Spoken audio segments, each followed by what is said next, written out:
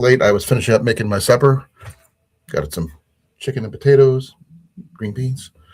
Yeah. So, and also finishing up making my coffee. Yay. I'm glad you guys are here. Hey, CR. Yeah, we're going to be doing a couple of things today. I got a couple, one item that I got to show off because and then, next installment of my Advent calendar for my fishing calendar to see what that one is. A little open chat, see what people are up to, things like that. Yeah, it's going to be a little. I'm back in my office. There is a reason why I am sitting the way I'm sitting, because I can't lift my arm. Bursitis kind of limits my list.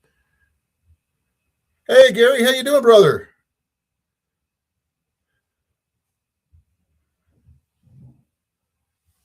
Didn't recognize you.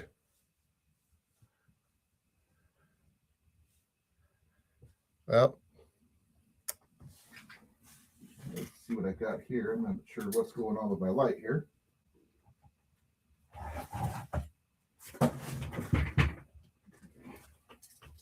Sorry, I had to fix my light. My other one died. I'm a ham now. Okay. It's like BR549 type of situation.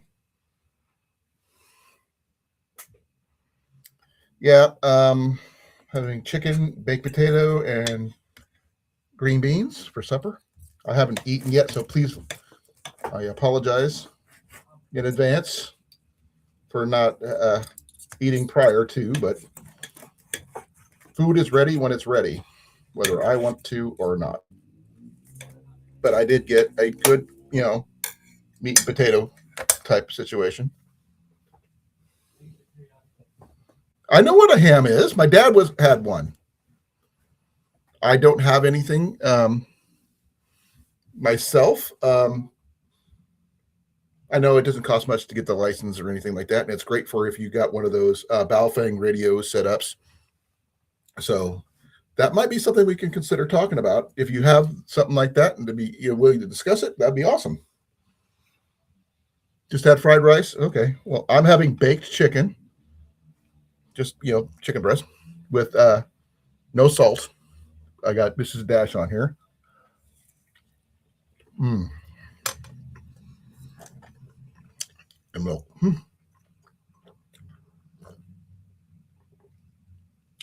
Okay, that's cool. How you doing, CR? Gary, I'm glad you can make it. I mean, I got one of these, but if you remember these, Gary, picked up for $10 at a yard sale. Got the rest of the stuff with it, except it doesn't have the battery pack, which is really sucky. Doesn't have this part.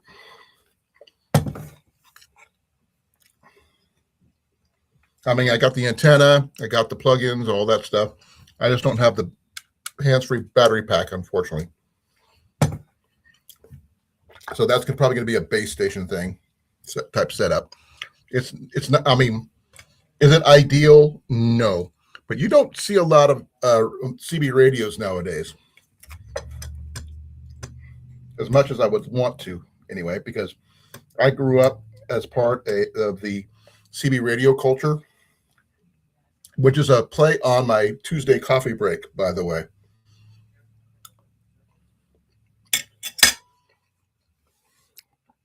You got a kukri? Oh, that's cool.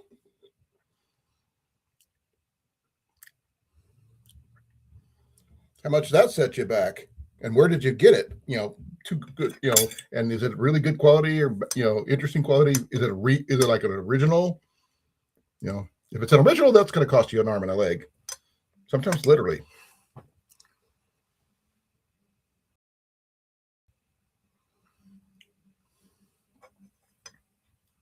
So if you see me chewing, I apologize. I have to eat. Like I haven't really eaten all day.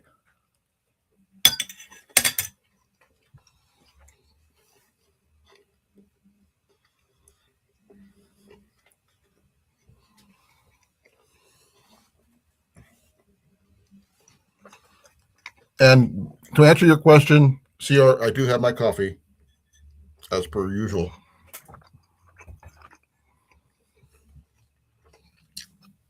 Hey Jay, how you doing? Glad you can make it. Got some a new addition for my hot tent stove. Um, as much as I would love to have it be a extra burner or something like that, or even a water tank, which would be amazing. I could not get one of those. This is something I ordered back in January, but it came in from overseas and it took forever. Bought it off of Walmart. Nothing fancy, and you guys might think, just roll your eyes at me when I say it's an addition, it's a safety thing, and I like it, and I can't wait to see how it works. Oh, that's a good price. It's a little. I mean, the long blade I got, this one right here. That's my Tramatina uh, machete. I paid $5 for that at a flea market at the Watcher County Flea Market last year, but I had to buy the sheath separate because it didn't have one. So I gave it a better upgrade of a sheath. So I'll go through that at a later date because I still need to figure out some new additions I want to add to it to make it a little bit more robust a kit, because it's right now it's just something I threw together and hope for the best kind of situations. So you guys tell me what you want to see. I mean, I got my fishing advent calendar here ready to go right behind my screen here, and this item here, right here next to me, so I don't have to go turning around or leaving or anything. So everything's right here. Made from a leaf spring. Okay, that's good steel. It's all good steel. Most people don't realize that.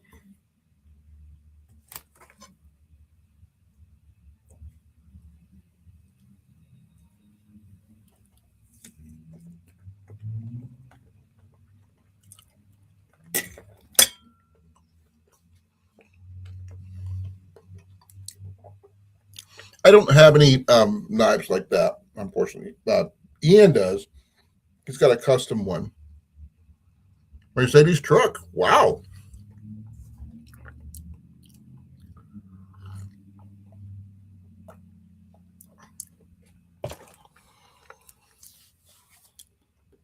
I think you messed up on that one there, CR. Hey, ground fog, how you doing, brother? Glad you can make it. And if you're wondering why I'm sitting here with my arms crossed, because I can't really lift my right arm up to my shoulder.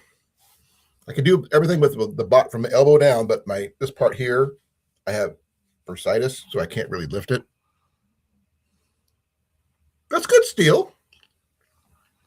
I got a lot of friends who are blacksmiths and metalsmiths, so I mean, literally, I had a blacksmith marry my wife and I over about 20 years ago. Well, correction, about 15 years ago. But he was a friend for us the entire time.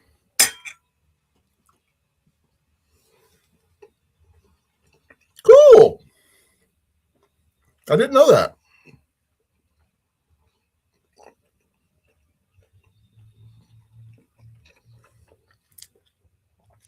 One of, one of the things I always ask most blacksmiths is seeing if I can get some tips made for my arrows. I had some really good custom tips at one time.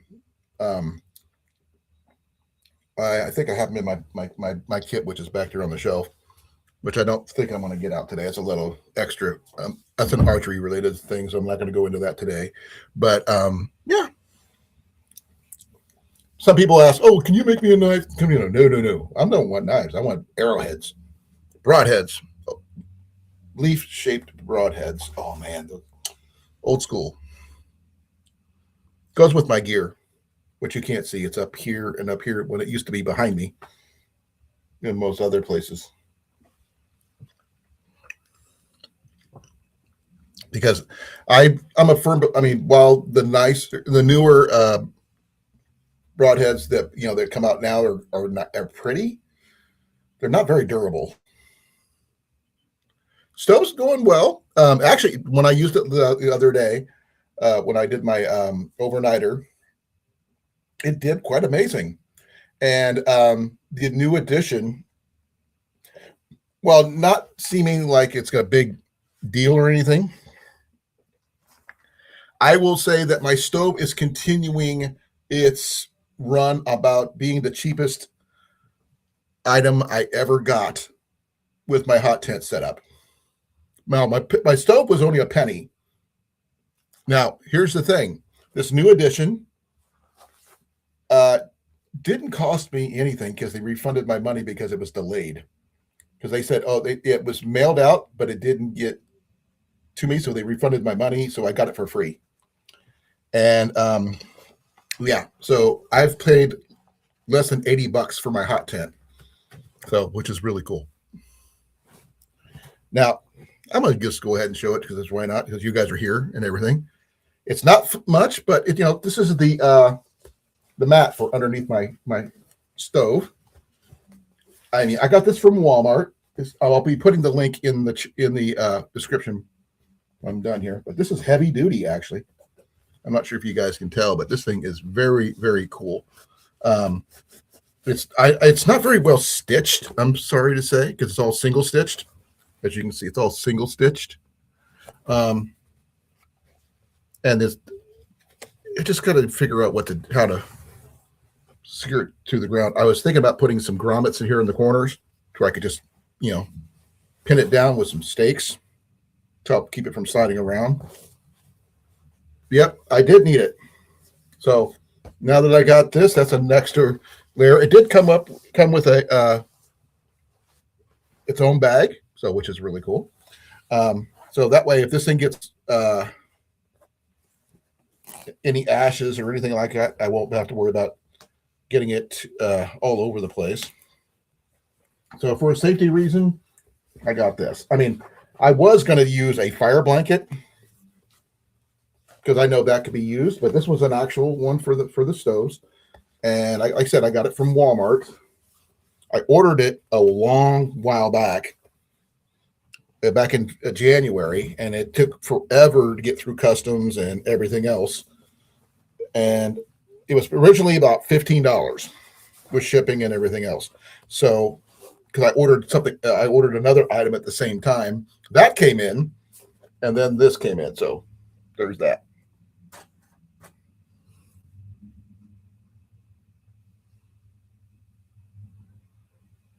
Yep. The main thing I had issue with was not so much the ground or anything like that. I mean, I do know when I ran my stove when I was in the tent a couple weeks ago, it got warm enough to get down to the ground. I mean, we can see the grass and the leaves and everything else underneath where it was originally about, because I was only able, with help of my friend Daniel, get the ground down to about an inch to a half an inch of snow on the ground, because he had to help me because I couldn't really shovel. So that being said, this thing was, I had a big patch of green underneath my tent when I got done the next day, because I got it up to like 63 degrees in there, which was really cool. I mean, I didn't have, because it is a very lightweight stove, thin walled and everything. I'm going to try to come up with some ways to do some thermal mass additions to it. I was either thinking either sand or there's supposed to be some soapstone slats things that I could add to the sides and the back to help give a little bit of thermal mass, like 1 inch little slats along the sides and back to help maintain the heat longer. It will take a little longer for it to heat up, mind you, but yeah. It would walk for real. And I've also found some other things that I haven't purchased yet, but that's on my list. That some what is it? Fuel bricks I guess what do you call them? That I can add to them that are slow burning that could last up to about 4 to 6 hours at a time. And when you add them in addition to the logs that you're using, so that way you can maintain heat longer, and it'll be a little bit safer, especially in extreme cold weather like I was in. That way I won't run out as fast because I won't be burning through all my wood at once, just trying to keep going. Because as soon as the fire dies down about an hour after that, just temperatures just drops. But I had a really good sleeping bag, which really rocks. This is the military sleep system for the win. Just saying, if you don't have one, you should get one. Now, I do have to get I was still thinking about getting the fire blanket set up and maybe a couple of rods or poles I can, secure the back of the tent to keep it from touching the tent or anything like that. Because I did have one slight issue when I first set it up and tested it on my second use of it. And that's where the snow skirt blew because of the wind that I had in my backyard at the time, touched the stove. Now, it didn't do a lot of damage to it because it's a snow skirt. It didn't hurt the side of the tent or anything, but it did quit a little hard. That's good. At least we know about those. Those things are amazing, aren't they? See, where did I put mine? I think it's right here. Get mine right here. Yeah, I took that with me along with a cot and wool blankets, and my sleeping pad died. And if it wasn't for the fact that I had 2 wool blankets stacked underneath my sleeping system and everything else, that would help keep the convection from happening, get some dead air space, I probably would have been a lot worse. But that being said, I did end up with a new sleeping pad because of that. I got a new Big Agnes Rapide SL insulated wide regular. Apparently, Big Agnes has a amazing warranty system to their stuff. So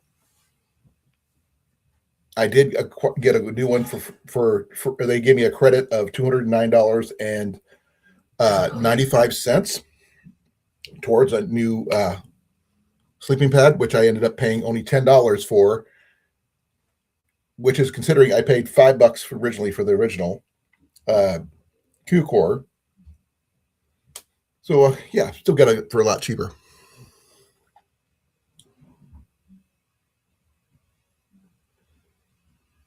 Yeah, Ian's got one of the Army ones. He said he wants one like mine, but he hasn't found one yet. But every time we go out to the Washoe County Flea Market, we keep on looking for military surplus dealers because we find a lot of cool stuff there, military-wise. Considering it's the largest flea market in Iowa, 20 acres of stuff. And I'm looking forward to going in April. I believe it's in April. I'm going to have to double check on that. Give me a second here.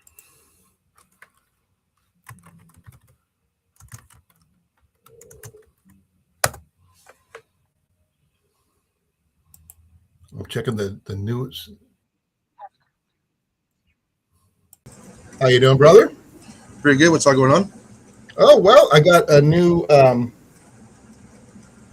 thing for my stove. I just showed it off just a second ago, but I'll show it again.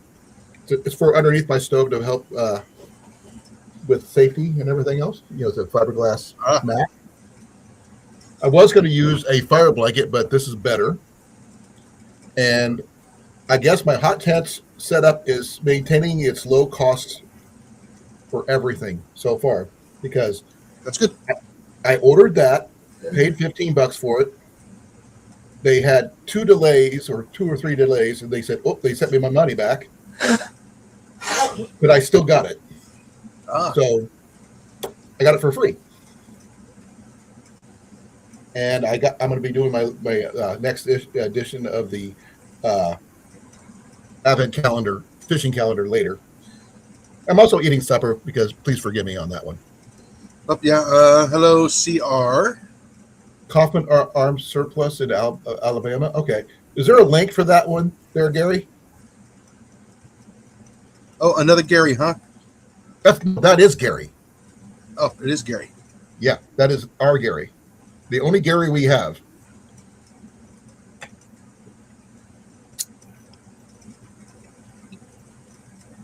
Yes, you are our Gary. We're you belong to us. But that was supposed to be $15, but I got it for free. Because they sent me my money back, which I was kind of surprised. Yep. I ordered it from Walmart, and I wasn't. When I thought they sent my money back, I thought that was a mistake, but apparently not, because it ran about a month late. Wow, that's pretty late. So while I don't mind technically, because it did, keeping my costs for that pretty low. So far, I'm still under $100 for everything. Okay, give me a second here. I have bursitis in my right shoulder, Jason. Yeah. I can't lift my right arm up. I can do everything but from the elbow down, but from the shoulder to the elbow, I can't lift up. It sucks. Believe me, I'm familiar with it. Okay, let me see here. That's why if I lift up anything heavy, I keep my elbows up against my body. This is from me using my cane. Kaufman's Army and Navy, is that it, Gary? Or is that the other one? Yeah, I can even eat my whole dinner. I'm still nibbling because I literally finished it up right before I started. I'm not sure. I don't know where. I see what. I have no idea if this is the same one or not. Oh, that's New York. That can't be it.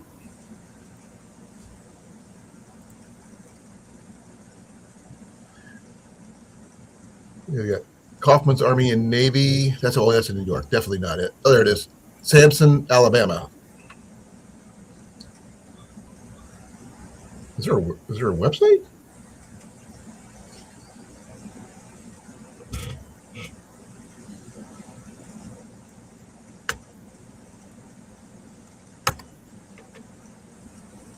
Now I'm trying to find a freaking website where I can actually go there. Because I'm going to check out stuff. I got this one from New York, but that's not what I want. New York. Yeah, New York City. Yeah, get a rope kind of thing. But no, there actually is quite a few good military surplus stores in New York City. Yeah. One of them is actually pretty famous, from what I hear. He's been around since the 40s, I think. I could be wrong. If I'm wrong, please correct me. I'd rather know than not. And again, I apologize for eating. I haven't eaten all day, so this is my supper.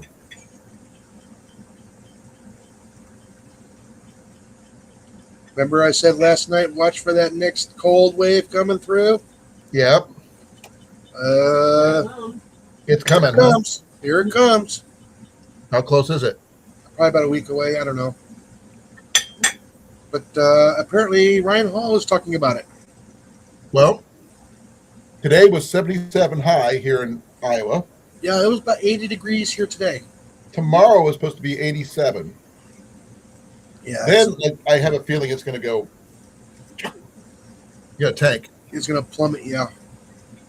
And that being said, I mean, for those people, be careful out there.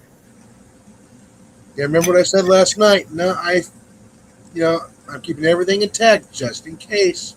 Oh, I don't believe it's over until it's over because people say, "Oh, it's springtime." That's pro spring. There's no such thing as spring until. I mean, I've seen snow all the way up into June here. So, as a Gen Xer, and a lot of us are here, except with the exception of Cliff, he's adjacent. He counts. Barely. Hey, Leo. Hello, Leo. What's Ligma? I'm not sure what it is, Leo. But nice to meet you, though. Welcome to my channel.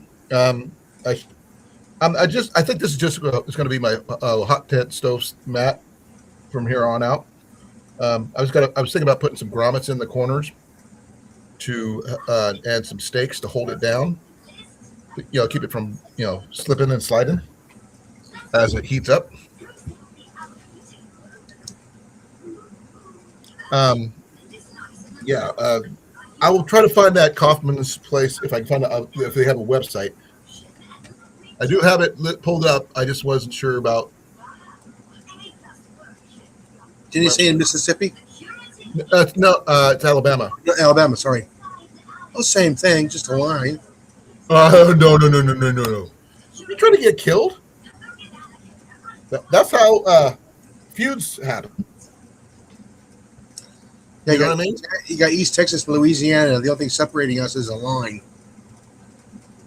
Yeah, but you're a transplant, not someone who was born and raised there. Exactly. That's why I can get away with it. Yeah, they still look down on you.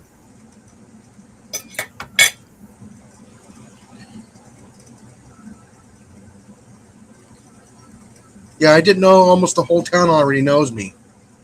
Really? That's good. Yes. Good or bad? Good. Oh, that's nice.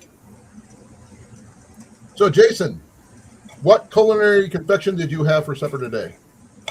We ordered out. Oh, that's Chinese food.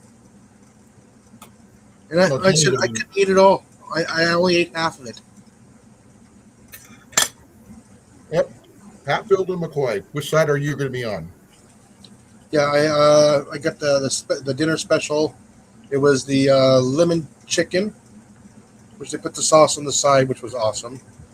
Okay. But, they cut it up in the strips, and I'm thinking I'm eating it. I'm going, this would make an awesome sandwich. So you're going to do that later tomorrow? No, because it's all cut into pieces and make a great burrito. Okay. But I mean, no, the breading on it was wonderful. Then also had the hot on the Hatfield side.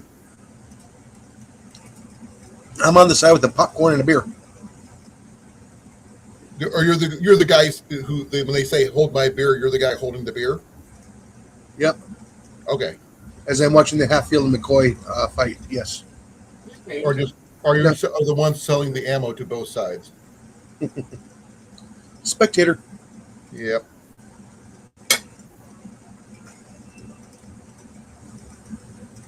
I would be considered a northerner, unfortunately. Technically, so would you. Because, being from where you're from and everything. Yeah, my mom's side of the family wasn't even here when that was happening, so. Mine was. Actually, part of my family does come from Appalachia. Appalachia. Sorry, my pronunciation was off. My ears are ringing off the hook right now, so bear with me here. I have trouble hearing you. I guess I'm keeping up the tradition of low cost hot tent camping. Budget friendly, but very budget friendly. I mean, if you couldn't afford this budget, then there's something wrong. But then again, I have a knack for finding things low cost or no cost. Which reminds me, I got to order that stuff off of Amazon. West Virginia is south? Okay. I'd have to do some research exactly where my family was at. but they were English on my dad's side, all the way back to the 15th or 16th century.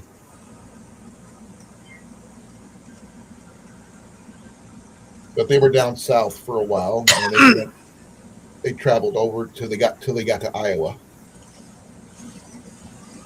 But I Ooh, follow the Irish price side, on that. huh? They upped the price on my single shot tray. Darn it! What's the By single quite a shot? bit. What's that? Explain For my definition. the single shot tray I install in my air gun, Okay, now, so I yeah, can shoot one okay. shot I out. was looking for details because I didn't understand what you were saying. Yeah, that's for my no Single trust. shot trade to me would mean like, okay, you got a bunch of shots, you're going to take a single shot. Okay, that's fine. Yeah, I mean, Now just remain standing after getting done with that. But yeah, well, how much of an increase did they give you? it went from like I think 950 to 1230.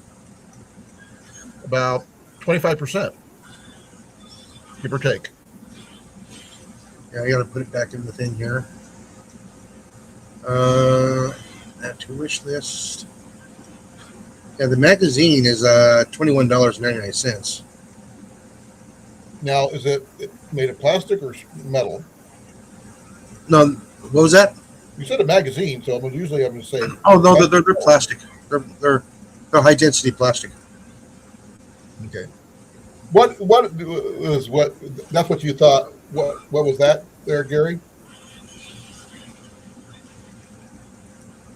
I'm double checking everything. As much as I love my dad's side of the family, after my dad died, they didn't help any of us. Okay, sorry.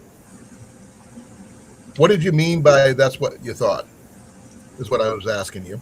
And to let you know about my name that I use, it's after my mom's side of the family, who was for us after my dad passed away over 20 some years ago. 20, so 27 years ago, actually. And yeah, my dad, all my dad's side, though they were very prolific in amount of children they had, did not support my dad's side of the family after he passed away. I don't mean financially; they weren't there for him, and myself too. So they even took my dad's shotguns. And one of them was mine, and they would never tell me where it went.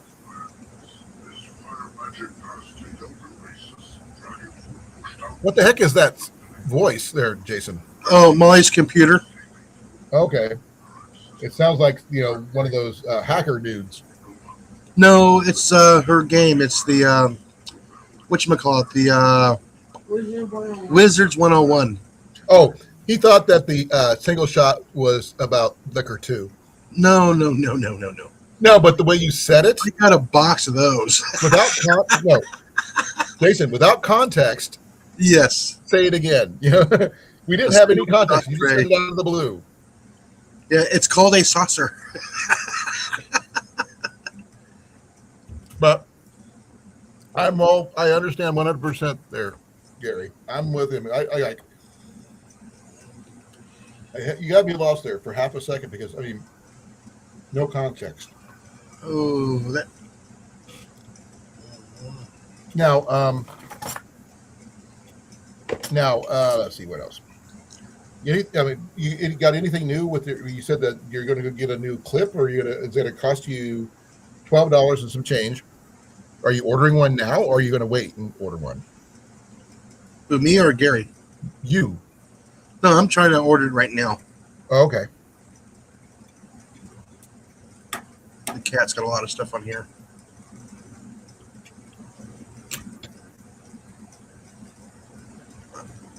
Now, single shot wise, I've got my my 22, but it's got a 7-shot clip or 10-shot clip or something like that, because it's a Marlin 795.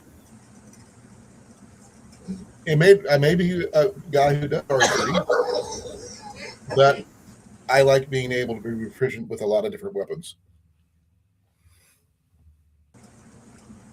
Except the only air rifle we have right now is Ian's. Yeah. But his is a dual caliber, which I'm not sure if that would count. Yeah, it counts. Just the fact is now that he got his new 22, yes, he kind of set that aside. He hasn't had a chance to shoot it yet.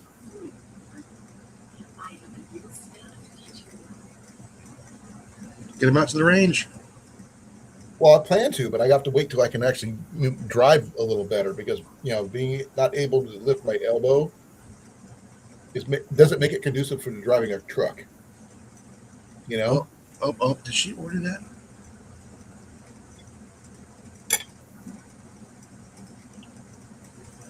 What's on the list?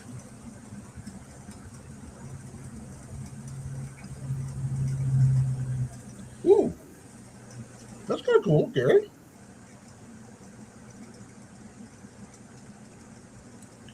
I'm not. Please forgive me if I don't know what that is exactly, but I will look it up because I am curious.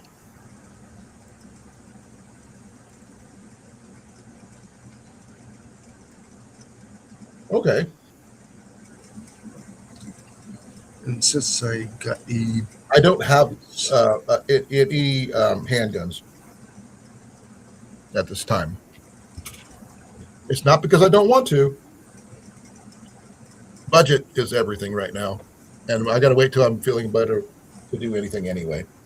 But good thing I'm left-handed, but I just can't do anything with my right too well yet. Can't even shoot my bow, which really sucks.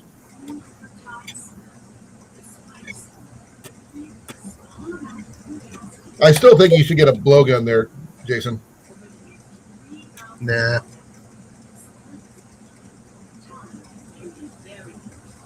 Well, I can understand that. Now, I've got a shotgun that you might think is cool there, Gary. I have a American over 2, over and under. It's a very pretty gun. Yes, I know it's a shotgun. It's a weapon. I'm just going to call it that because that's what it is. I think it was originally made for skeet, but you can hunt with it. There's no need switching the barrels because the bottom barrel shoots first, then the top barrel. All you just pull it twice. Hey, life's a hobby. How you doing? Welcome to my channel. Oh, by the way, I have a new milestone, Jason. What did you get? 1,119. Ah, as of today. So I was like, subscribers. Yep, I have not broken up into the 120s yet. I'm 1,020s, but I'm 1,120 yet. But I'm working on it, and I'm going to do more content once I get my arm back, where I can actually move around. Being able to drive is probably a big thing for going out and doing stuff, especially since I got my fuel pump replaced in my truck in last month, and now I can drive, which is really good. Thank you. All right, I think I've got a new. What? Give me a second. I forgot to mute my YouTube side. Oh. Let's see here. Oh, come on. It's still showing 119. Oh, no. Oh, I'm like, not quite there.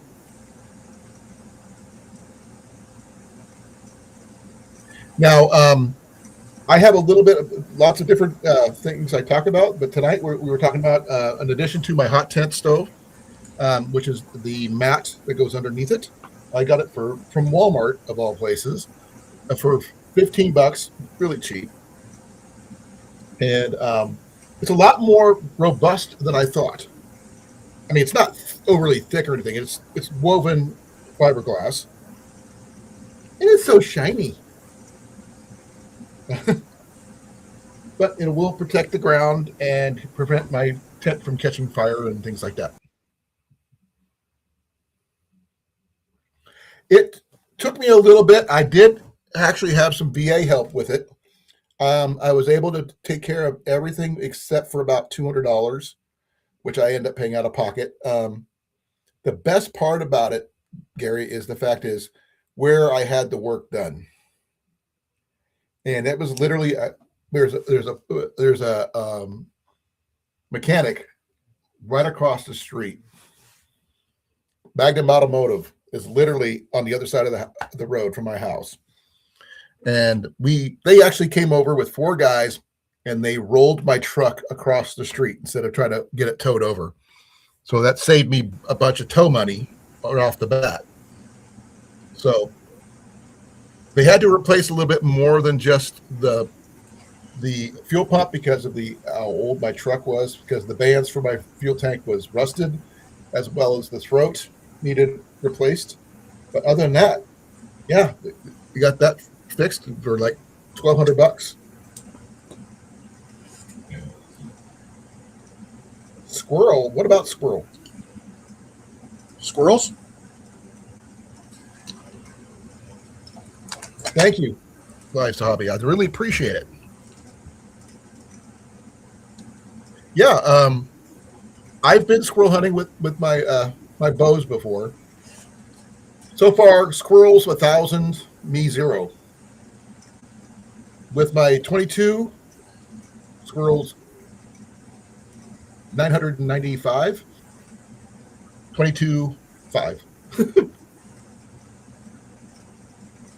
I said shinny.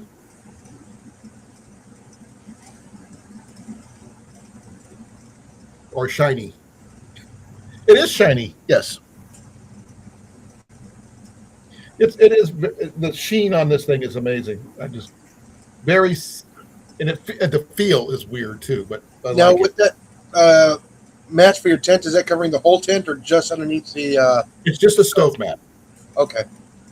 Now, I do have to get a decent mat, which I have not been able to find a floor that I can trust. I was thinking about doing heavy duty boat canvas, maybe, even though my tent is nylon, but a little bit more insulated floor mat would be better to help with the overall warmth in the thing, maintaining the heat and everything. AstroTurf. I can't carry that with me.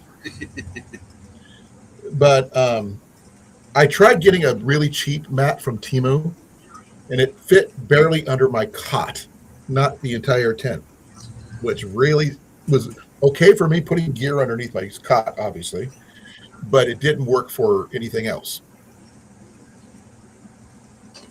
Hey, Hello, Howie, how you doing, brother?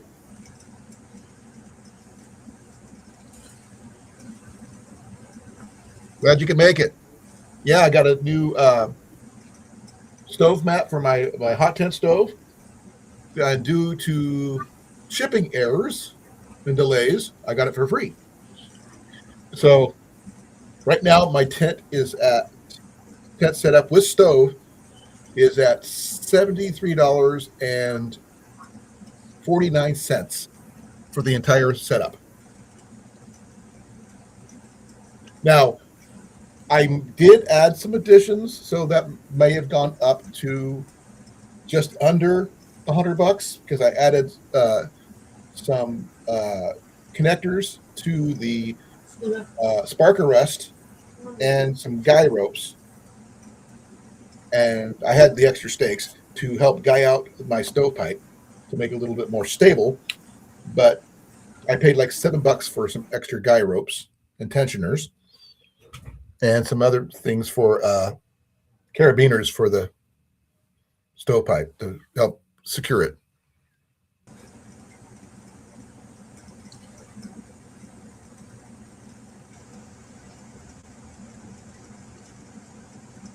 Oh, good. I was considering about getting one of those, but I don't have any. The ones the basic ones that you see like in every survival kit that's out there are pretty much junk. Those plastic sheets. I don't trust them at all. Now, the reusable blankets, maybe. Maybe the reflective tarps, possibly, might be a lot better. But I have to wait and see. What.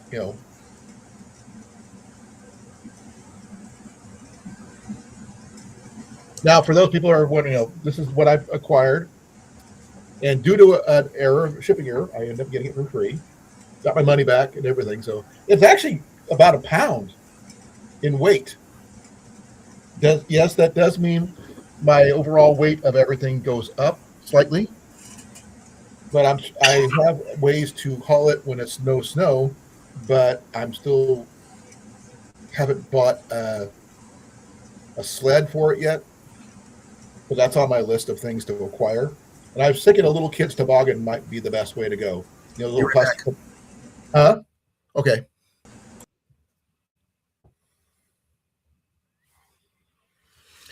Now, what kind of hint are you asking for there, CR? And by the way, Gary, do you have a hot tent or anything like that?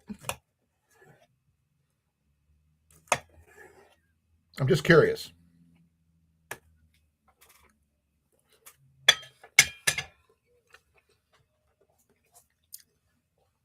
I'm eating dinner and talking there, Howie.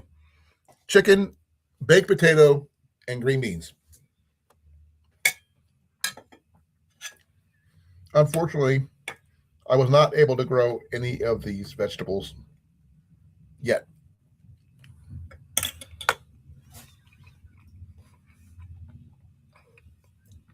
And milk. That doesn't mean I don't have coffee, though. Coffee's right there.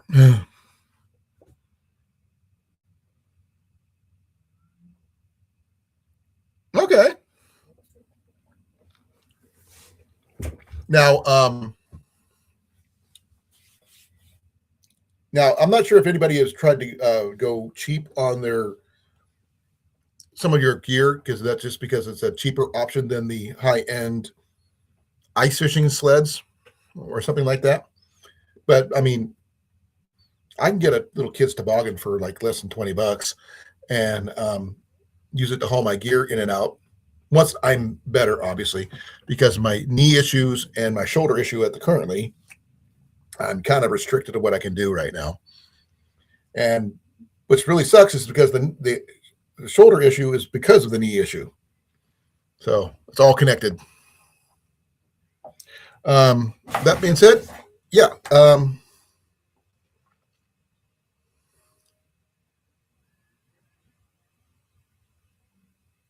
That sounds amazing there, Howie. I haven't caught rainbow trout in years. Not that it's just that there's not a lot of rainbows here in Iowa. I was in Arkansas when I caught my first one.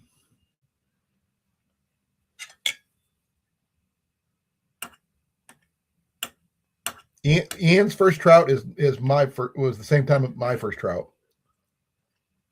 I don't know if they were 10 pounds or 5 pounds, but they were really nice ones.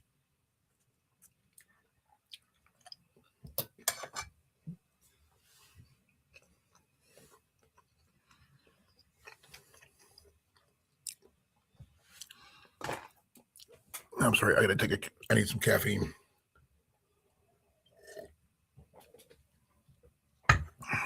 Yeah, 1 liter of coffee is a must. Got a new addition to my hot tent stove. I got a fiberglass mat to go underneath it for protection of my tent and the ground. I do need to get a new floor. I'm working on it. Something a little bit more robust. I don't want to go full on canvas if I don't have to, because that's the extra weight involved. But I would like to get something reflective. So if you guys got any suggestions, put it down in the description, underneath the thing here. Welcome back. Welcome back.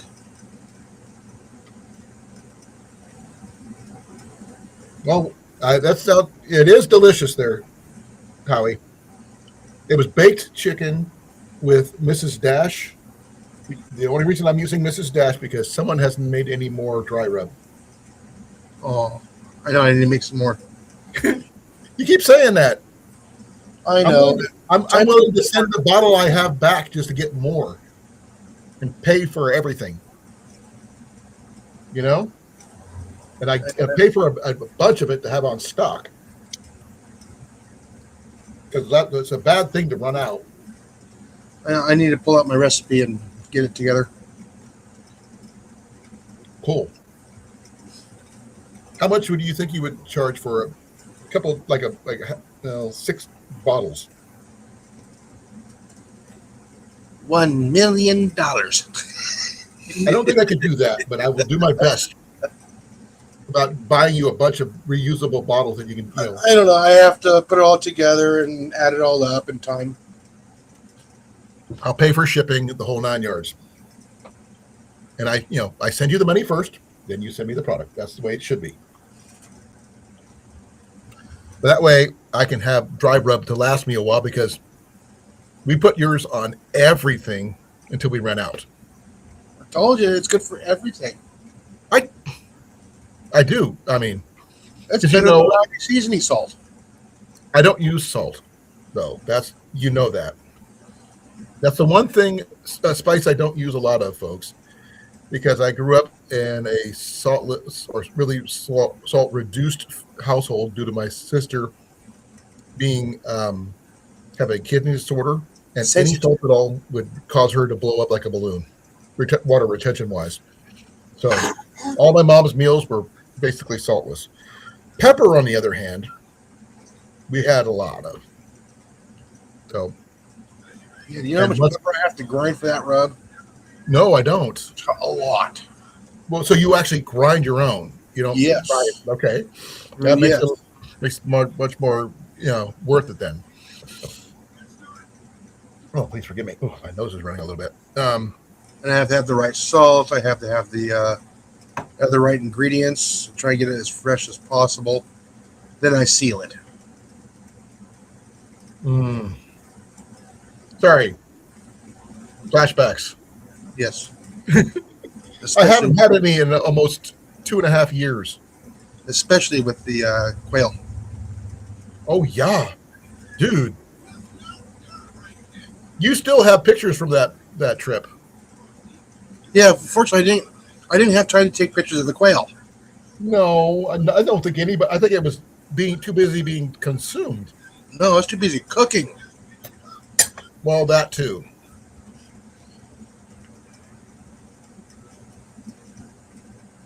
No more salty comments there, CR.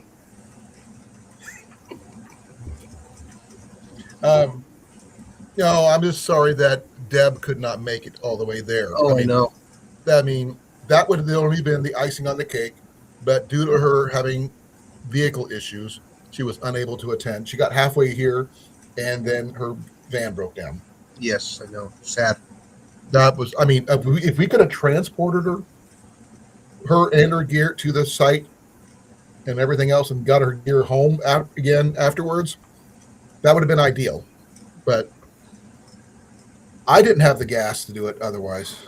Cliff was able to go get the supplies, which he got to meet her, which was awesome. I mean, I met her before, but it's just been a long, long time ago for SCA reasons, Yeah. But that being said,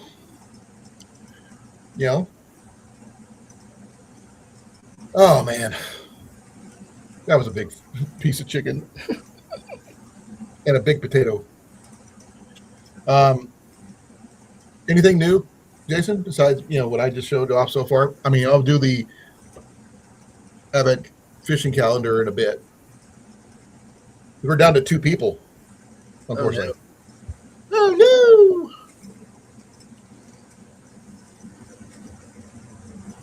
So, yeah, I got to order something similar to this, but for the Notos. This is for my M2. is that like a sight aperture? No, that's the magazine. Oh, Pellets. give me a second. Let me do something. Put it back up there. It's a little fuzzy. No, your video is a little fuzzy. Well, yeah, because I don't have a highlight on. Okay, there you go. Yeah. It focused when you get the little. Okay, that makes more sense. Okay. Yeah. It'll be similar to this one here. Okay, I think you have showed that particular one off before. Yeah. I just didn't get a good look at it.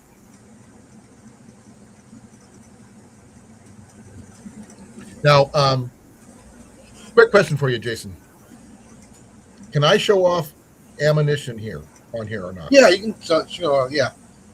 You just can't be holding a pew pew. Okay, this is not a pew pew, but this is what goes into it, and this is one of my free acquisitions. It's one of these. Oh, those ones that you found. Oh yeah, we found almost a box of these things. Yeah, Except for that one there is birdshot. I know. Yeah. It's also good for squirrels and rabbits too. Mm-hmm. So, but the fact is, we found a box of almost a full box of this stuff on the ground. I feel sorry for that guy. Me I too. lost it. Except for two of them were turkey rounds, and I don't want to shoot those. Oh, I'll shoot a turkey. No, I didn't. Well, for one, I didn't have my license. Two, I have shot turkey rounds before out of my 12.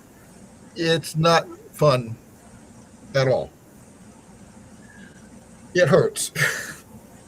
Even, one barrel at a time, even, it still hurts. But I do know one thing, though. There's one thing, because of the way my American Arms shotgun is, I can't shoot both barrels at the same time. It will not allow me to do that. It'll do one, then the other, but that's it. So that's nice, at least, but that way you don't waste ammo and you don't blow off your shoulder. And I got that for cheap too, so I only paid $100 for that. Yeah, because that's what's known as a follow-up. Yeah. So that's the long range round is the top one. So that's where it's got the different choke on it. I think that was a modified choke on the top. A full choke on the bottom, I think, or reversed. I can never remember right off the top of my head without looking at it over here behind me. We're up to 4 people. Hey, that's cool. And one of these days, Jason, when I'm feeling better and they figure out what I'm doing with my workplace, and if they decide to let me go, I may end up going on Social Security disability and everything else due to all my issues. I might use my free time to go travel and visit people, such as people in Texas. Well, like I said, it doesn't give you a whole lot. No, it won't.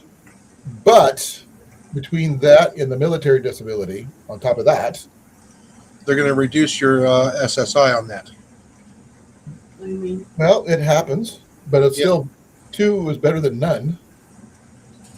Yeah, with your military disability, they'll actually prorate it. It's really different. Totally different. We can expect so much. Yeah, you can only make so much. Yeah. Oh, I'm not going to be making like $4,000 or anything like that. And like your ASRS. Yeah, no. When I start drawing ASRS, it might become a factor. Well, the thing is, I'd be drawing the disability part because of my knee, not because of my military disability. Yeah. And, well, that takes a part of it, but it's not the entire thing. It's because of my knees. My left knee especially, with the titanium knee replacement. Because it automatically puts me a part of the Americans for Disabilities Act type situation going on for that one. So I have a disability. Yes. And disability. On both of them. The only thing I'm gonna need to add on top of that is my hearing, which is I have some more information to add on to that case and to upgrade my rating.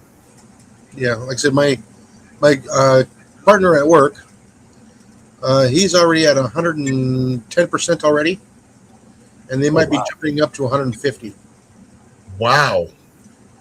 So he won't have to have a full-on work anymore Right. I can get that. because he was involved with the first Gulf War.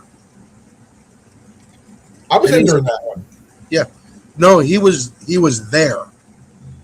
I was sending people over there. Yeah, he was a CB, and they said whenever the alarms were working, they said, "Oh, don't worry about it. They must be malfunctioning." They were not Right. malfunctioning with the Right. Yeah, I was the guy who cut the orders. Yeah.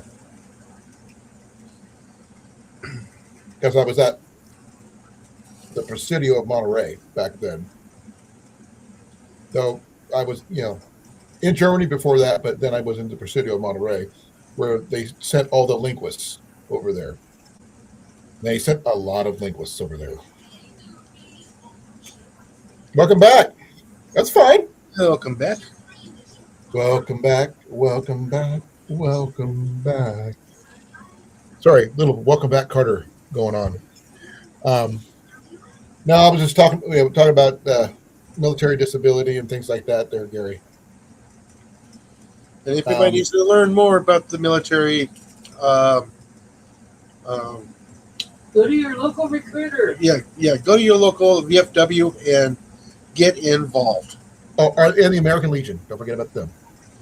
Not as much as the VFWs. Oh, I grew up basically living in the VFW because my mom was president of the Ladies Auxiliary for the state of Iowa. My dad was a member. I have not applied for that one because I feel I don't make it because I wasn't. While I was overseas, I wasn't. It hadn't started yet when it was over. Does that make any sense? Yeah. Now, there's also a YouTube channel called Sergeant's Talk. Every Tuesday night. I heard of them. Every Tuesday night, they have discussions with benefits Okay. and how to do the paperwork for those benefits. Well, I need to go back and get my eval done for my hearing because when I did my interview, I forgot a bunch of details that I couldn't remember off the top of my head. Yeah. Because when you do your first initial interview, they don't tell you what to expect. They said, "Oh, you're going to go in to do this." They checked my hearing 3 different times, and I have to wear hearing aids. And the main one that I forgot to mention is that I had to go get my hearing checked while in basic training because of hearing problems. Because after being at the shooting range, which started a way long time ago. Yeah, because when I was working with the city, they checked my hearing when it first started, and throughout the years, it was degrading. Oh, mine degraded way from where I was in basic training. I mean, my ears started ringing back then. All right, later. Be well, brother. Thank you for coming. Yep. Really appreciate your advice, and I will look up Kaufman's if not call them about that stuff for Ian, because Ian's got the old school sleeping bag, military cold weather sleep bag, but he needs a sleep system. Everybody should get a sleep system. They're amazing to have. Yeah, we got ours. You just got one though, right? No, I have one. Molly has one. You got 2? Wow, I didn't know that. Way to go. Molly just got hers 2 weeks ago. You never mentioned it. Yeah, I did. When? Mine is Couple the times. fancy one that goes under the nose. Yeah, Molly's got the one that's like under the nose and in the mouth. Oh, that's cool. With It's a military sleep system? with O2. And hers has O2. You don't understand what I'm talking about. What? I'm talking about sleeping bags, military sleeping bags. Oh, sleeping bags. No, we're talking about our CPAP machines. CPAPs are different. Yes, they are. I want one of those crazy masks, but I'm not spending $1,000 for one. Right. Well, be well, Gary. Thank you for coming, brother. I want to find out more about this cookery later when you get a chance. You got Especially the Iron Man one. now. No, I was discussing, but my military sleep system that I used when I go with the hot tent and stuff. And Gary said there's a place called Kaufman's Military Surplus down in Alabama that has them. So Yeah. I guess they don't have an online presence that I noticed. Because I've looked. The only other one was the Kaufman's Army and Navy out of New York. Not the same place. Good place though. Not the right one I need. I have to dig a little bit more. Now, Phone number from I them. think you and Molly should definitely get one if you get a chance, because it not only can you use it in its full system setup, you can use it broken down into slots according to the temperature you're in. Yeah. You don't have to keep the full configuration all the time. You can go the intermediate cold weather bag by itself and with the bivy sack, or without the bivy sack, your choice, or the patrol bag by itself, or with the bivy sack, and or even just the bivy sack if you want to go that route with maybe a sleeping bag liner, if you really want to go, low tech. But the fact is that it's so modular, you can do so much with it. It weighs 9 pounds, but in the long run, for cold weather, you can't really beat it. It's 9 pounds of heat. Yeah, and the thing is, it got down to 8 degrees when I was with my hot tent. When my stove went out, the only reason why I got cold is that I had to go get up to use the restroom. That was my only issue, and I didn't even know it was super cold except for my face, Yeah. And because I had it all the way up to my face. So that's all I could breathe and everything else. It's just I was toasty. But then again, it is a -30 bag. Yeah. So, and the fact is, that's a bonus. And that's why I try to keep it in wintertime. I keep it in my truck or whatever vehicle I'm in. Jenny's got a 0-degree bag that she keeps in her car. She didn't normally keep it in there until I put one in there for her, just for emergency's sake, Yeah.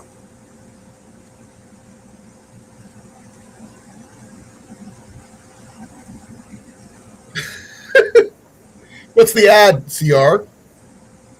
You've mentioned ads twice now.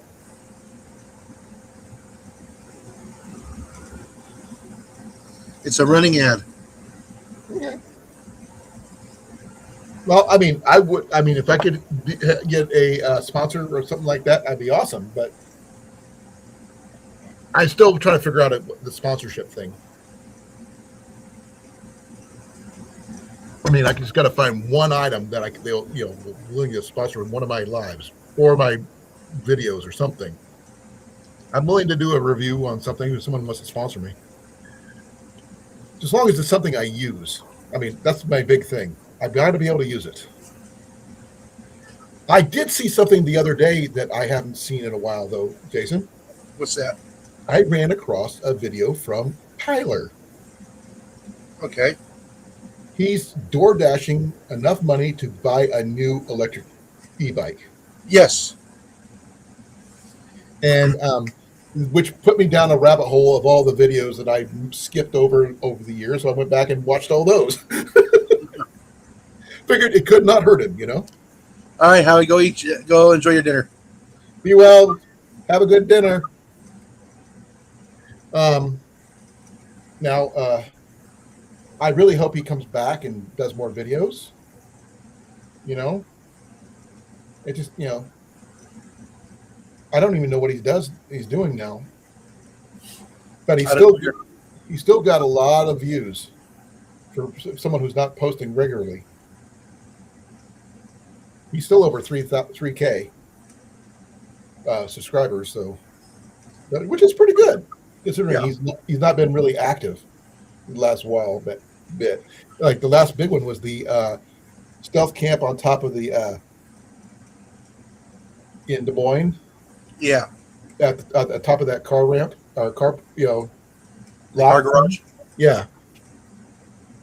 I don't know if I would have done it on the roof, mind you, on the top layer, because that's where everybody and creation can see you. No, though it would be interesting to see if you could have got away with putting up a little portable fire pit or something like that, even a propane one to, cook your meal over or something. But yeah, you don't want to do anything with there's a lot of smoke. Uh, But hey, he's got the skills. He just hasn't had a chance to use them yet. he probably went up there and used the top because of the air movement to help keep cooler. Oh yeah, It might have been too hot in the car garage. yeah. He was in his rooftop tent, right? Yeah, Yeah, I considered getting one for my truck. he might not have cleared the height either. Huh? He might not have cleared the height. That thing Yep. opened. Probably not. Me, I mean, I would probably do a bed tent, but I would have to remove my truck box. Yeah. Because my truck bed is only 5'5". Not very big. So now, what I would love to do if I could is just get a camper shell for it, even a small one. I'm not very tall, so something like that, a shorter one, with the right setup done right, would allow me to sleep diagonally without any issues. Now, you, on the other hand, would have an issue. Oh yeah. You guys who are like mini giants would have issues. I'm short. So is Molly. She okay? Yeah. Okay. I know what's causing it, and I know it's a chronic thing, but it doesn't stop me from worrying. Yeah, I know. It worries me. I'm seeing Please forgive me, Molly, but I'll always worry because that sounds a lot like my mom's cough when I lost her. So No, she's actually looking at specialists right now, trying to figure it out. well, I hope she gets it figured out because I know that can be very annoying, being a chronic thing. And the fact is, not being able to take a proper breath is always a big thing too. Yeah.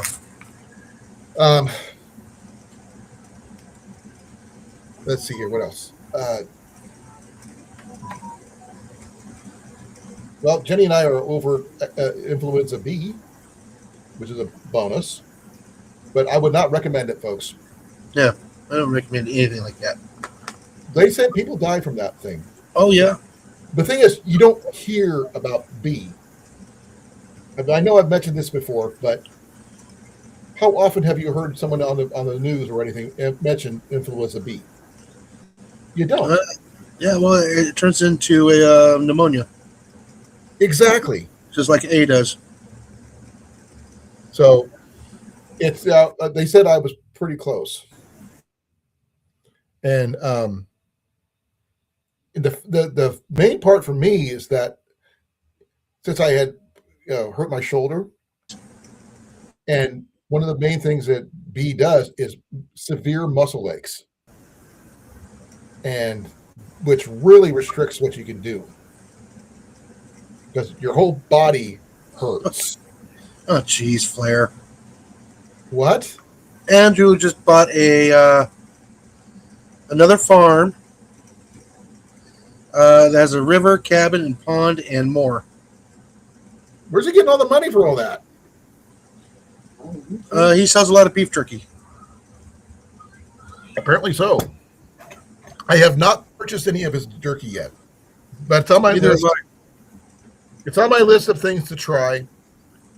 I don't plan on buying a big amount of it because I like only one style. So I want at least try it to see if it's any good. But I'm an old trapper kind of guy, and Jack's Links.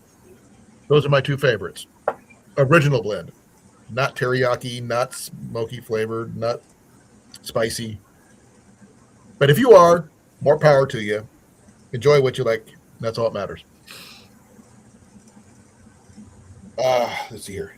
I wanted to see you make your own jerky there, Jason. It's expensive. No, I mean, I think you would. I think with your cooking expertise that you have, and your spices, I think you could make a very unique blend of jerky. Is it a glaze or is it a what would it I don't be? know if anybody can eat it. That's spicy, huh? Nice and garlicky. Garlic jerky? Why not? I know vampires won't touch it, but hey, you never know. Garlic and garlic black pepper. Black pepper to a point. I've had it before and I miss it. And back then, we paid $22 a pound back then. I'm gonna look a And little yellow right now, so bear with me here. No, this is back in what, 96, 97? Cliff finally made it. No, Hey, I mean, Cliff. just think, back in 96 and 97, we paid $20 a pound for this beef jerky. That much, huh? That much, yes. What year 30 did you years ago. graduate high school, Jason? 90? Okay, I graduated in '86. Mm-hmm. 85. Then I joined the military in '87.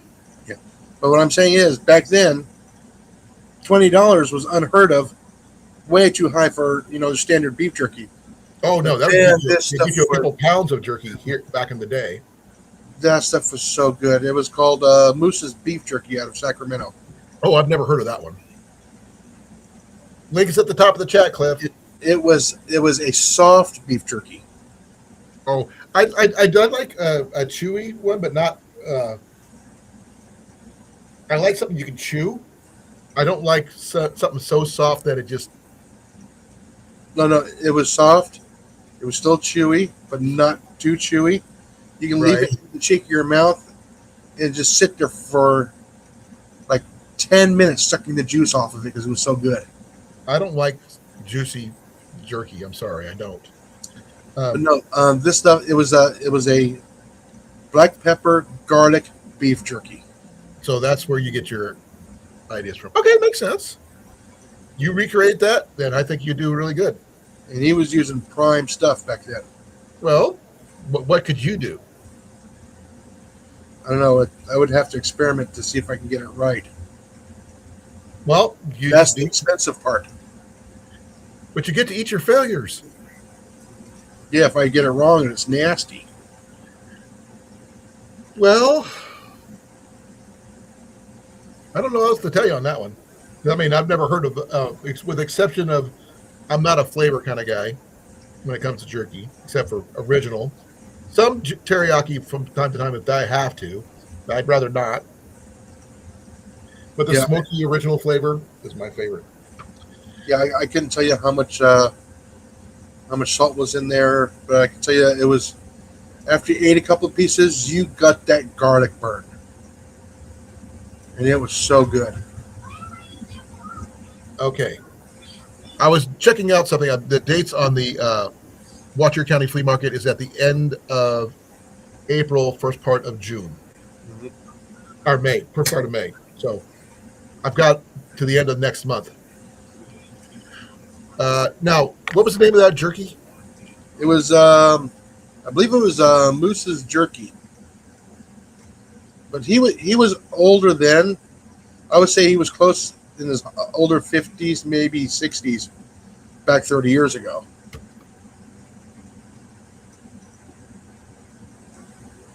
And we only saw it at the flea market. And he always had a line. Always.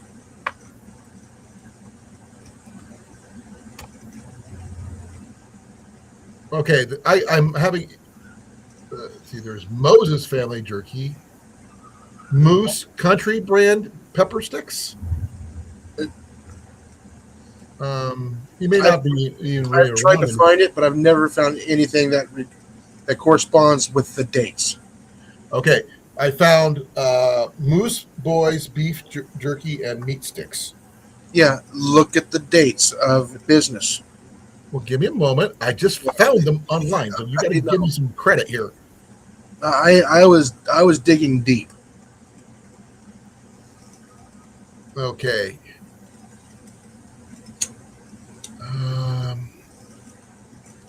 These are Canadian, so I Yeah, don't know if you know where they were out of. I only saw them in Sacramento. Okay, that would probably help.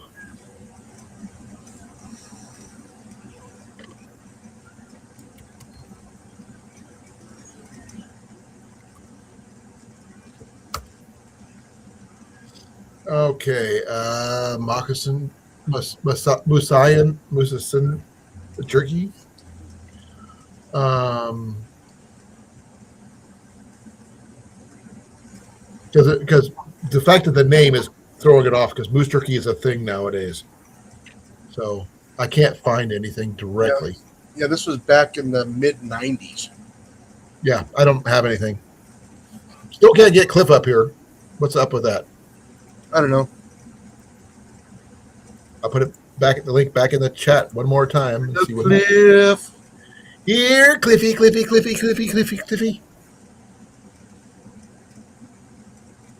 I'm doing the Ernie from Bert and Ernie here fishy fishy thing.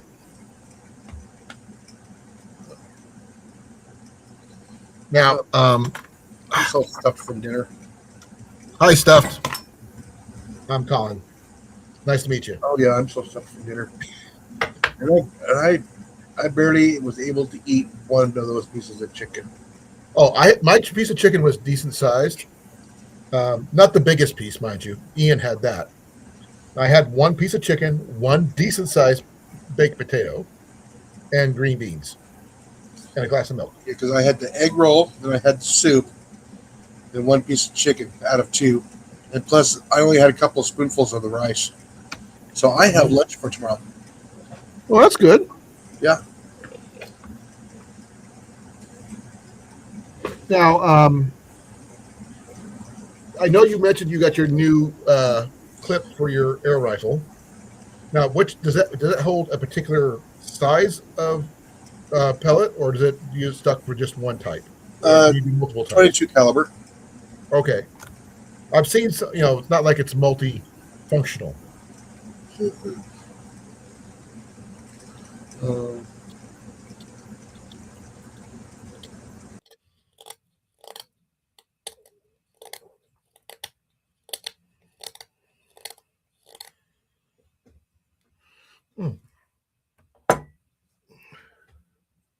Okay, folks, I am going to be doing the Advent calendar fishing calendar here in a second. Give me a moment. You have to wait for Cliff. Yeah, I was waiting for Cliff to get up here. I put the link in the chat. Again, by the way, I'm going to show you a knife that I showed you this before, Jason. This is the knife my daughter got me, Pepper. Yeah. From outside of Yellowstone, not park. And is this a high-end knife? No. Is this thing a beast? Yes. Look at that. Is it a Pakistani blade? Probably. Welcome back, Jason. You got something Not to show? yet. I'm not ready yet. Oh, You did that. I just got hit by a wasp. Are you okay? Yeah, he just flew into me. You want me to leave that up or no? No, take it off when I'm ready. No. Let me take a look and see if I can find out what this one is. It doesn't say. I think it was the Chinese or Pakistani steel, whatever it was. But this one here, even though it is not what you call a high-end named brand type situation, I do like the design. I do like the little, whatever you call that piece right there. And the fact is that, my daughter got it for me. I'm really happy about that. And I was able to carve that little piece out just right there as I was talking to you guys. And no, I didn't put it on the floor or anything. I put it in my plate. All right, now I'm ready.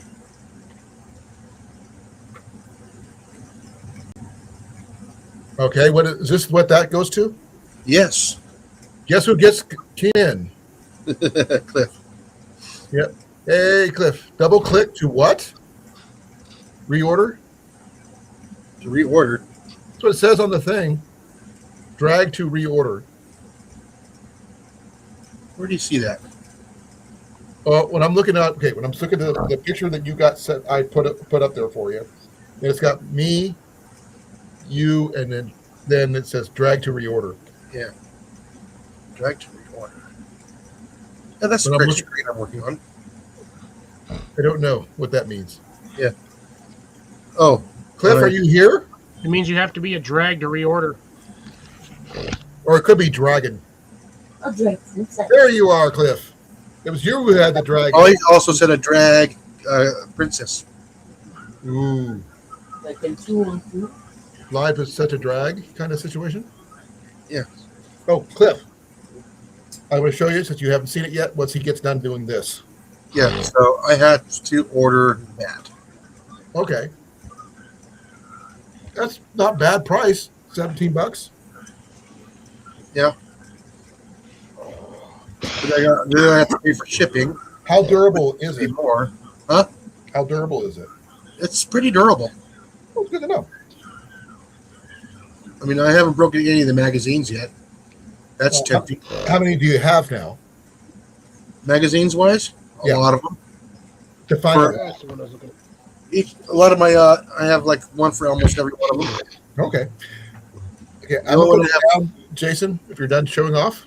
Yeah, you can take that down. You can show off.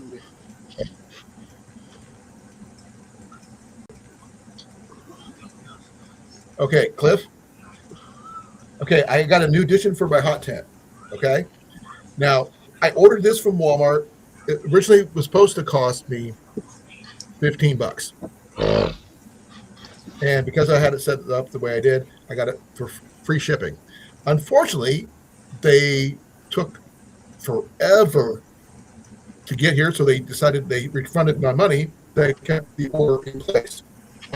I got me a new mat for my hot tent stove for free. And as I was telling Jason and everybody else earlier, my tent is still maintaining its under $100 budget for the entire setup. Stove, tent, ropes, everything. Only by sheer luck. I don't know what, I mean, it still counts, doesn't it? Yeah.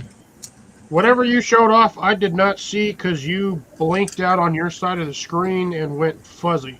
Okay, again, let me do it again. Okay, this is a fiberglass mat for underneath my stove for safety purposes, stove mat. Yeah, it just looks a little wonky because it's fiberglass. It looks very silvery. But this is solid fiberglass fabric. It does not have any way of securing it to the ground, though I am thinking about putting in some grommets right here on each corner, then staking it down to keep it from rising up or flipping over or anything like that. Stones. Huh? Fiberglass mat, they just lay on the floor. Yeah, you can use a stone to hold it down. Well, the stove will hold it. I'm talking about the edges, for I won't trip over it for safety Put logs reasons. on her. No, I'm trying not to use my logs for that because my stove is really small, short as it is, not very tall. Yeah, so you can reach it. Huh? I Yeah, said it so you can reach it. I am short. Yes, I know. But the fact is, I can still use it, and it comes with a really nice case to go with it too. And the fact is, I'm maintaining my budget for my hot stove for being under, way under most people's budgets. And yeah, but I am going to get ready to do my next one of my fishing advent calendar, Cliff. Okay. And I'm going to be, what day am I on? Day 16. Day 16, right here. So, let me see if I can do it this way. That way you guys can see me do this. Just skip to Christmas. Huh? Just skip to Christmas. No, I'm not skipping to Christmas. I have no idea what this I was wish going we to be could skip Christmas. Huh? I said I wish we could skip Christmas. Well, I don't know what to tell you.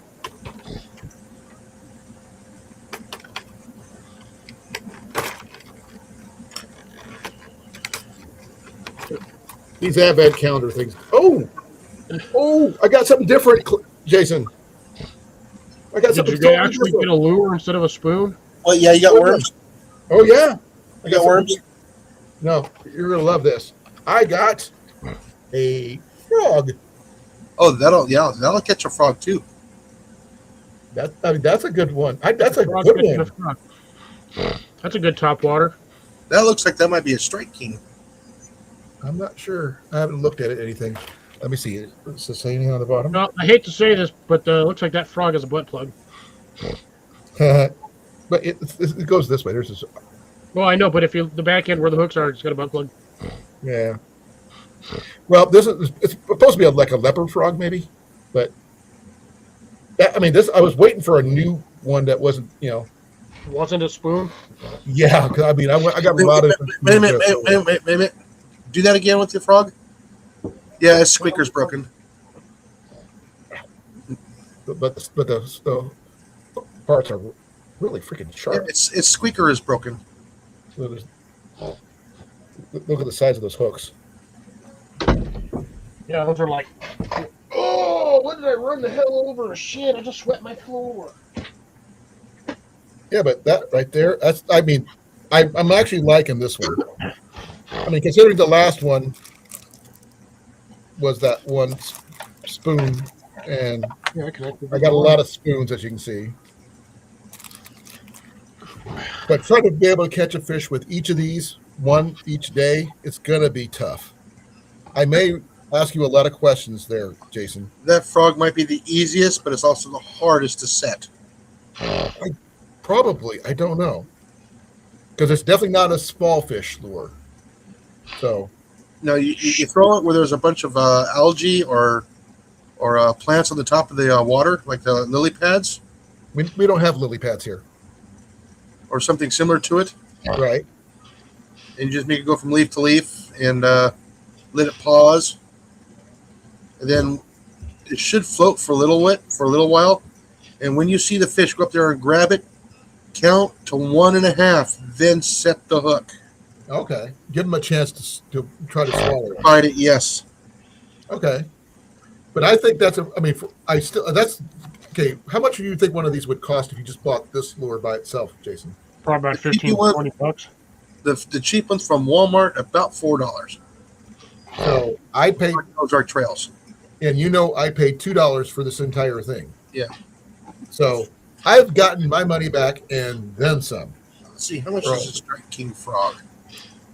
So I think it's kind of cool. This is my most unique one so far. I'm actually kind of thinking that's cool. I got some of the other ones, like this little shrimp looking thing still. So $2.50 at Walmart.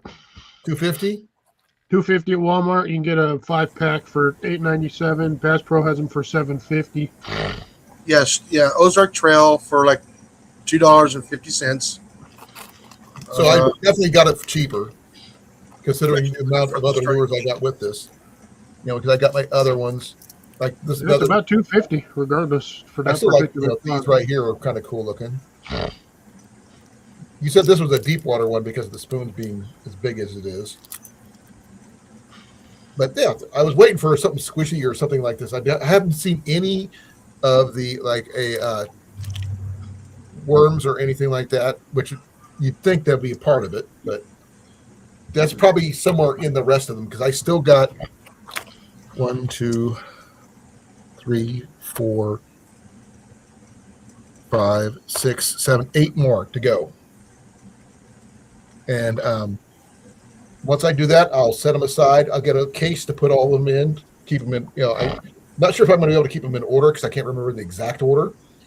Who cares? Without going through all my videos about them, and do one a day, catch a fish on that lure until I catch it, and then go on to the next one. I am going to do a catch and release as long as I can, because if it swallows it, there's nothing I can do. But right. Fish You open. ready? ready for what? The Strike King frogs start at around about $11 a piece. I don't think that was definitely not a strike team. This is probably a strike team knockoff one. I think this is the Ozark Trail. Yeah, And even if it's an Ozark Trail brand, I've got my money back, easy. So But it's the knockoff of the Strike King. So yeah, even then, it's still a decent lure. Because I don't have anything like that. I'll be able to outfit a proper bass box for that. I'm assuming I call it a bass box, even though I don't know all of them are bass lures. But I will try to use each lure for what their appropriately fishes they're supposed to be catching with. the bass will eat any one of those. Oh, Well, by the way, I mean, you can also catch frogs in that frog. I'm sure I could. Don't plan to, but I know I probably could. Well, for another update for you, Cliff, that you didn't know yet, I can't lift my elbow up higher than this. yeah. You told me last week we had that discussion. No, 'cause you I'm a little can't- higher now. I can actually get this Gotcha. far now. I've been working on it. Muscle relaxers are your friend. I will say that. That and the lidocaine patches. Yeah. So did Michael Jackson. Say what? So did Michael Jackson. For what? Muscle relaxers are your friend. Oh, I wouldn't know about him. I just know about me. And the fact that, No, that's what killed him. oh, I didn't know. Yes. I do know that I also have been doing, every morning I've been using a TENS unit on my shoulder. So the combo of all that stuff together, I was trying to, and the Tylenol, the meloxicam they have me on for my, for that. I am well drugged when it comes to that every day. That's gonna take it as I am required. But I am able to lift it up almost halfway. Not quite there yet, but I'm working on it. It's really tough to wash my hair, though. Like I can do this, but it's about as far as I can get up there. I have to lean over. Because I did take a shower today, and I'm all squeaky clean and shaved and everything. Top of the hour.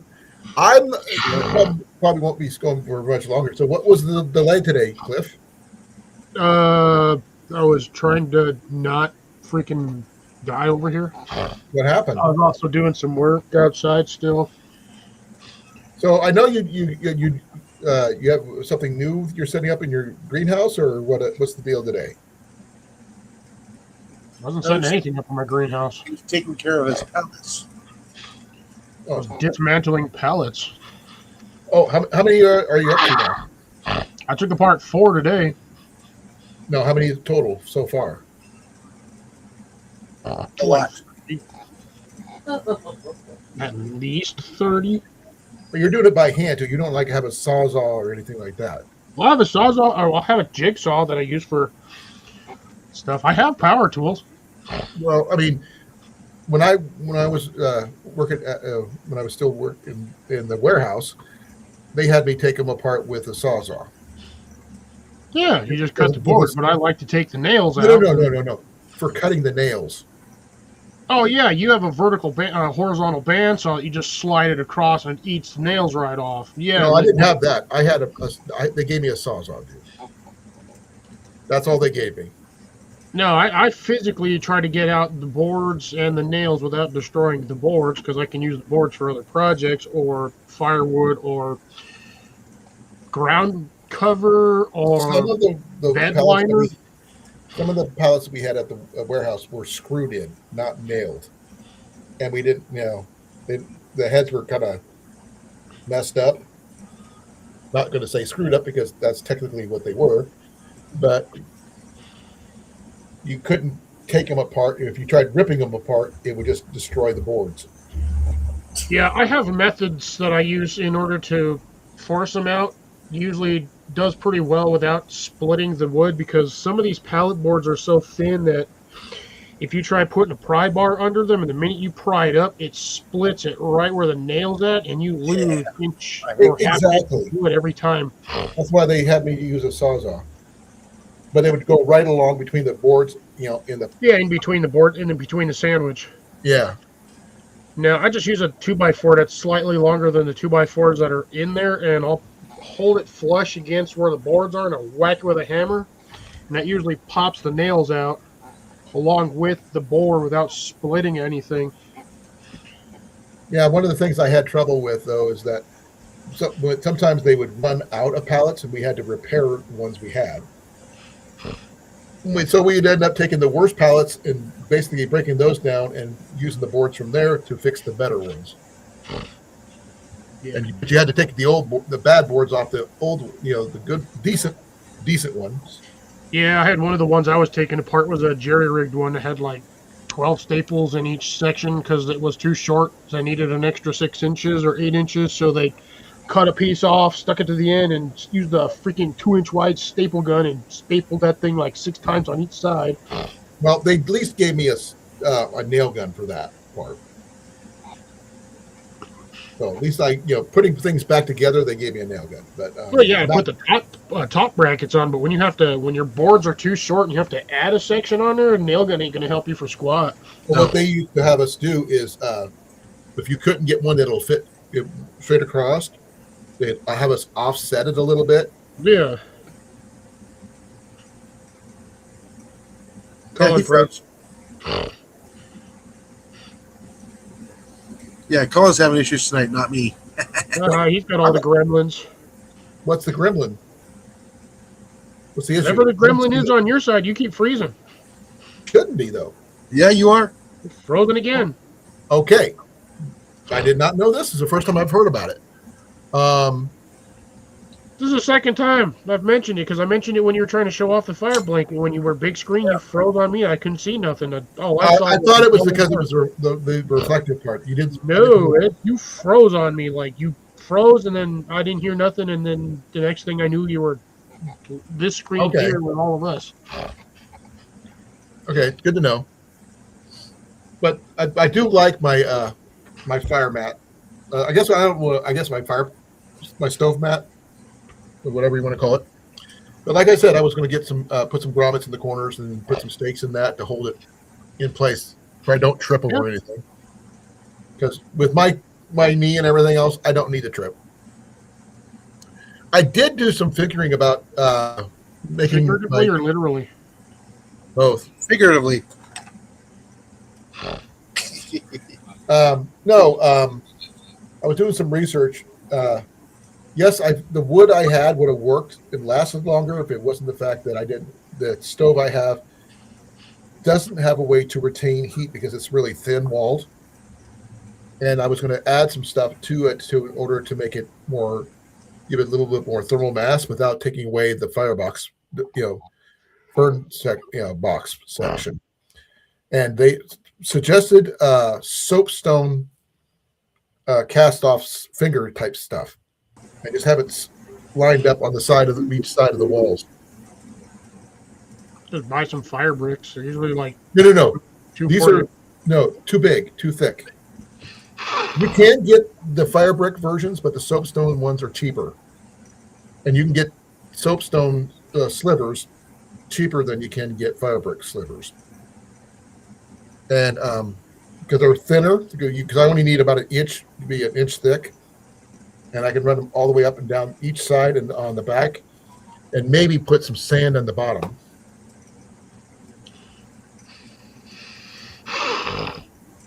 That way, you recommend doing sand? Because if I need to dump it out, I could just dump the sand out. Yeah, that's assuming it doesn't turn itself into glass. That's why I'm going to make sure it's insulated properly. But there's these not exactly fire bricks, but these are the fuel bricks you can get that you can put in there that extend your fire from an hour, like I've been doing with my logs that I have, to about 6 hours with these fuel bricks if you stack them just the right way. But that's not just 100% those, but you in conjunction with your normal logs Just that you're get your putting in. logs in there. Yeah. The thing is, logs go burn fast in that thing. I am still learning how to run my damper. Because if you see your stovepipe turning red, turn your freaking damper down. I didn't learn that till after I got back. Because if that's turning hot, that means you got it going too fast. You got to slow everything down. Oh, someone's got a phone call. It's okay. Hello. Oh, it's the girls. Now I should just about be home. Huh? I said they should just about be home. It depends on which one it is. I don't know I know his one daughter works with him. I don't know what the other one does. I don't know. I never asked. Neither do I. But I was doing some research, like I said, and I found these fuel bricks.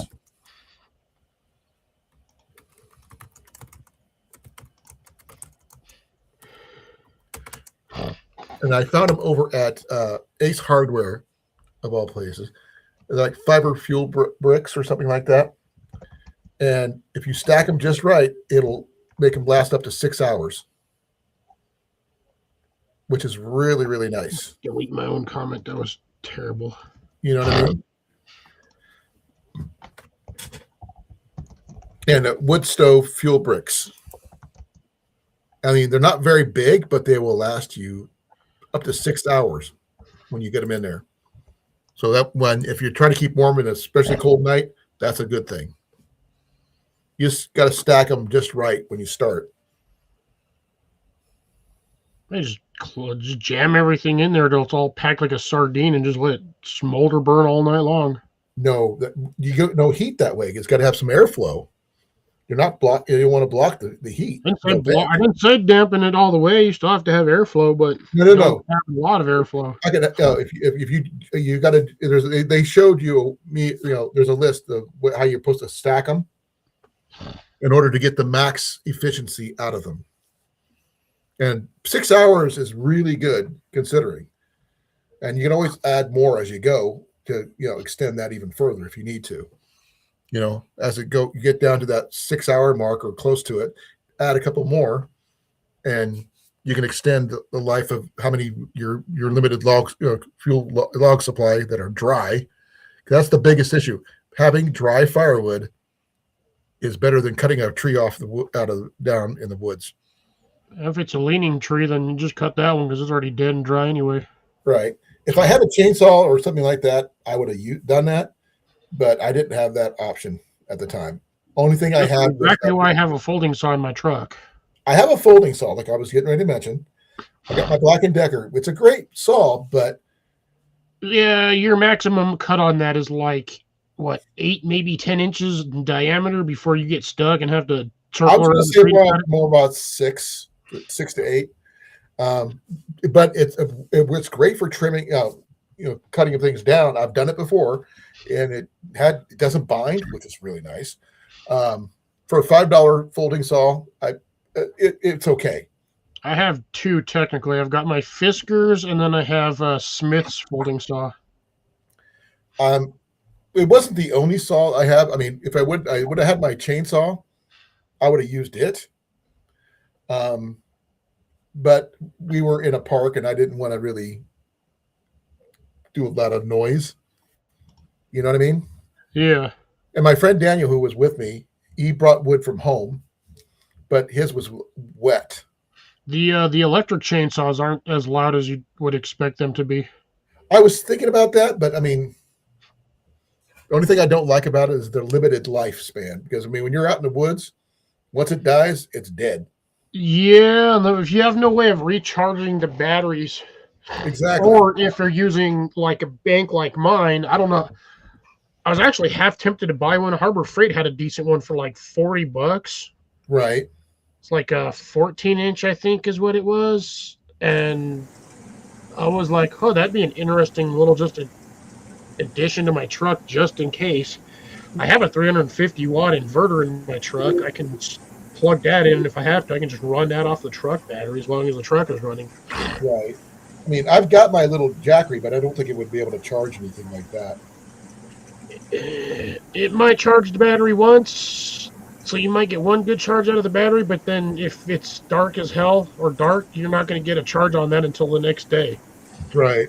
So any sort of backup power that you thought you would have had just died trying to power your chainsaw. I used my little Jackery for the first time in this. I mean, I had it sitting in the snow, and it didn't, drain very much. Probably about total for the night when I had my lights up and everything like this one right here. 13% is all I used of the entire. It does on those LED lights. Those things will stay on for like days. Forever. I will admit that one of my lights finally died. It's the one that broke. It finally decided to give up the ship. Well, this one right here is the only one I have right now. So The other one gave up the ghost, huh? Well, it literally fell apart. Ooh, dang. The part that I had issues with is that it starts separating right there. You see that, right? That little wire sticking out. And the fact that the main part snapped off from the tripod. Oof. It got knocked over and it broke. So I'm gonna have to come up with Blame the cat. No, it was me. Hey, I was trying to help you. No, I'm not. I'm taking responsibility for my own actions. It's an iPhone. You drop it once and it's useless. You mean the iBrick? Yeah. Even the thin version of iBrick. So now you have the iBrick tile. Right. They're supposedly thinnest phone of their designs, and yet it's still thicker than most of their other ones. Now, here's what happened here. It broke right here, where it attaches to the tripod. Oh yeah, it obliterated. Yeah. And this is totally useless now. So can't even do anything with it, which is really sucky. Take it apart and rewire it. I don't know how to do that, and I don't trust myself trying to do that because I don't want to burn my house down.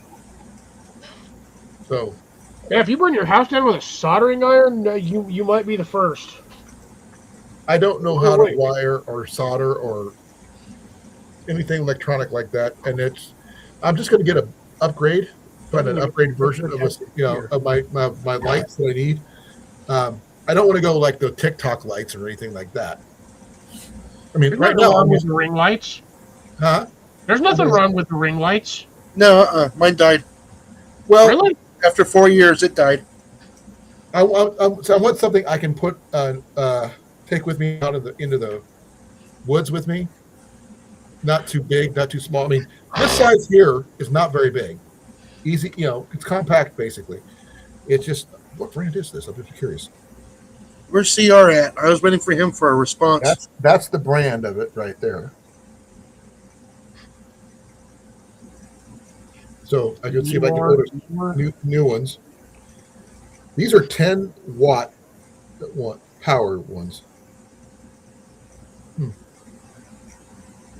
They're made in China. Ring of truth. Are you a Green Lantern ring type situation, or are you a white ring holder? No, we're talking about wood. Oh, quit playing with your wood. You haven't been paying attention to the chat. No, not really. Never does. I do and I don't. I knew when you came in, Cliff. I just didn't know. Like 5 minutes after I came in. No, once you commented, is what I meant. But I've got plenty of fat wood and stuff because I just put a bunch of it right here. Got a bunch of fat wood here. And I also have something else here too.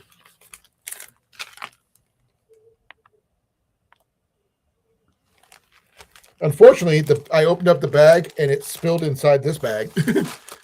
So it's the only thing at keeping it from going all over the place. I do plan on Ooh, I didn't know those was things. upgrading some What? gear and stuff, but what do you mean what?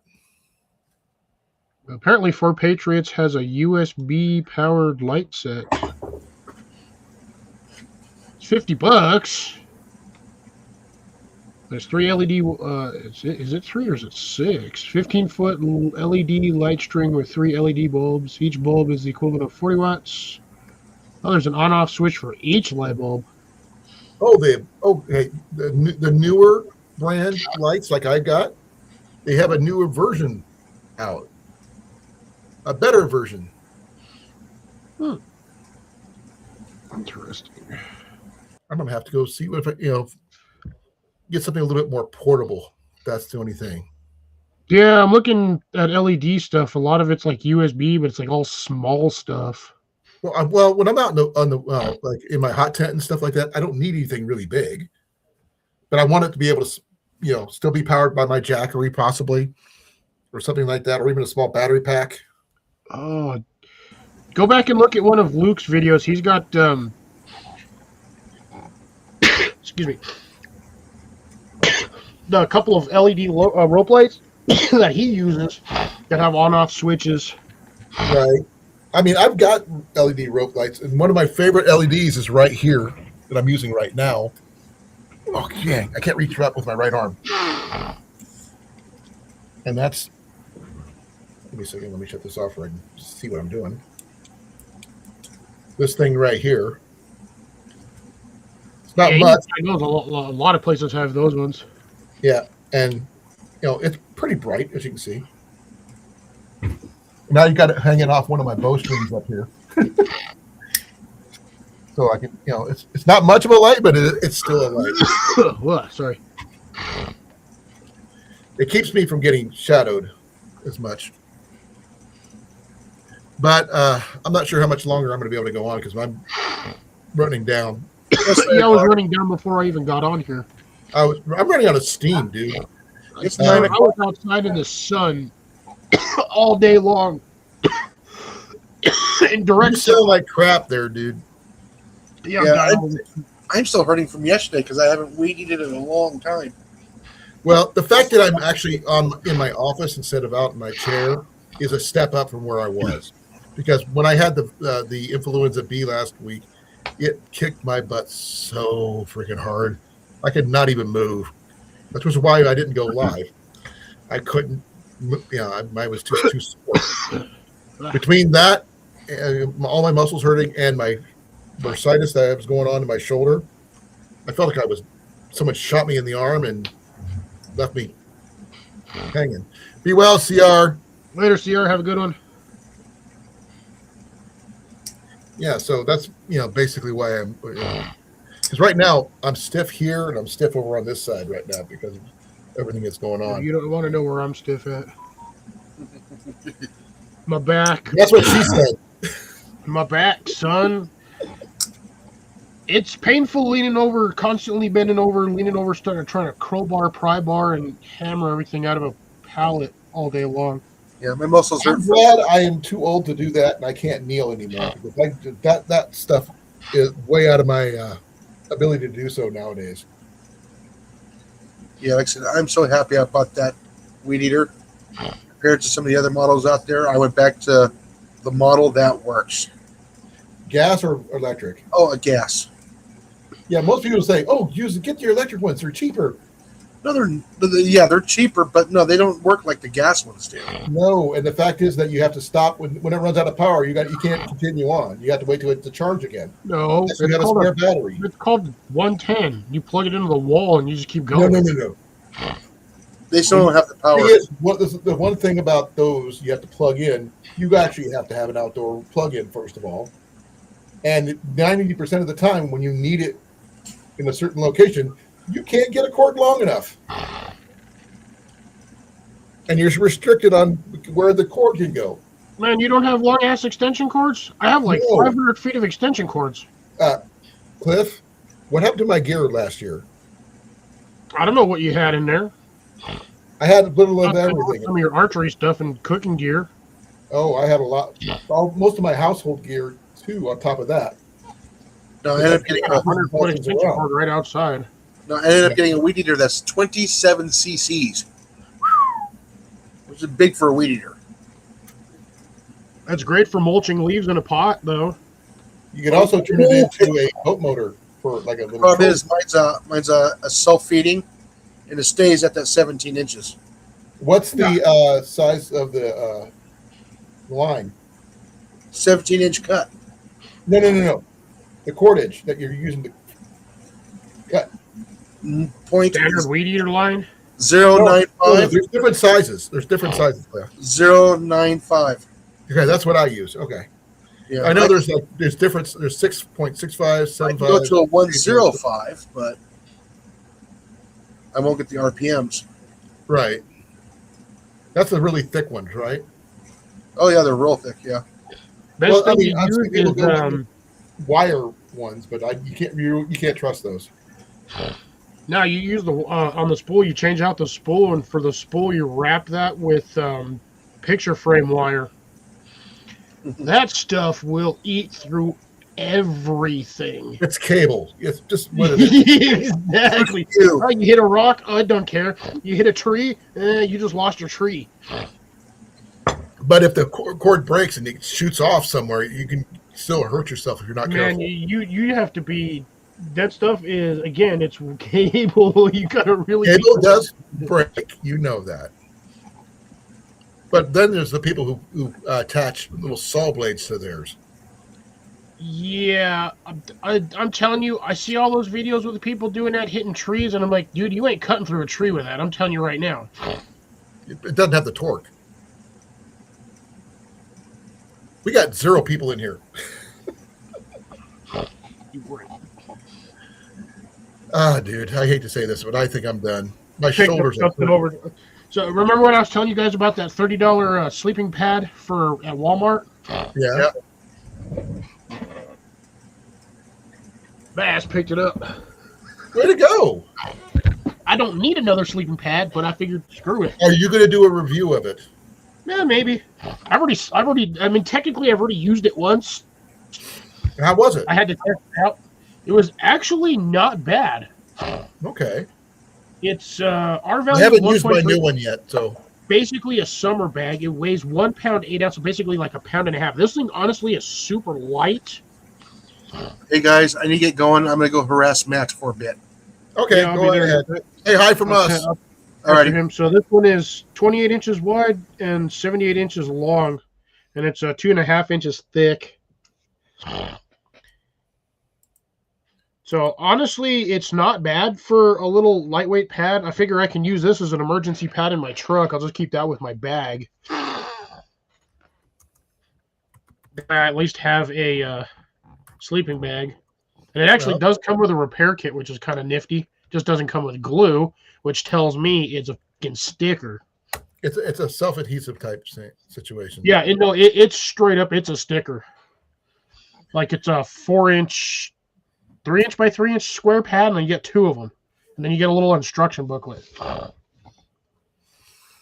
all in all, it's not bad. It inflates pretty damn quick with my little inflator thingy over here. But no, here's what I got. With the one I got, let me give me a second here.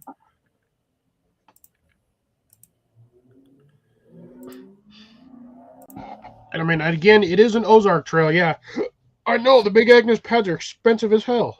No, it's not. They are expensive. You just got lucky because you happen to have that other one, and you were like, "Hey, this one died on me," and they gave you another one. No, they gave me a credit for another one, and I still paid $10 for it, but I got an incredible deal because of it. Yeah, Not but everybody they're is still like me. expensive. Normally, it would not even be in my wheelhouse. You but save $215 essentially, or Yeah. I got $209.95 credit because of it. This one's $219. I just had to give them $10, and they gave me free shipping and everything. And the fact that it came with a one of those inflatable sack deals, which I don't like anyway, which is cool and everything, but I'm not going to use it. Those pads have the worst goddamn dimensions. Well, I got the 25 by 72. Yeah, but even at 25 is not that wide. Well, to me, that's the same width as the one I had, my Q Core. Only Now, thing that is, 40 by 72 isn't bad, but that is a wide sleeping pad. And if you're a tosser and turner, get one of those. this is also a 3.5 to 4 inch sleeping pad too. Yeah, that's why it's a $400. That's why it's a $300 sleeping pad. Yeah, and it's still. I mean, it's got a lot of. I could have gone for the bigger one. Gone with the 78-inch one, but me being short, I don't need something that long. Yeah, you probably could have gone with the 72 is perfectly fine. Trust me. Yes, you probably could have gone with the 66, but the problem is with the 66, they don't have that in the 25-inch range. No, Cliff, I'm 68 inches tall.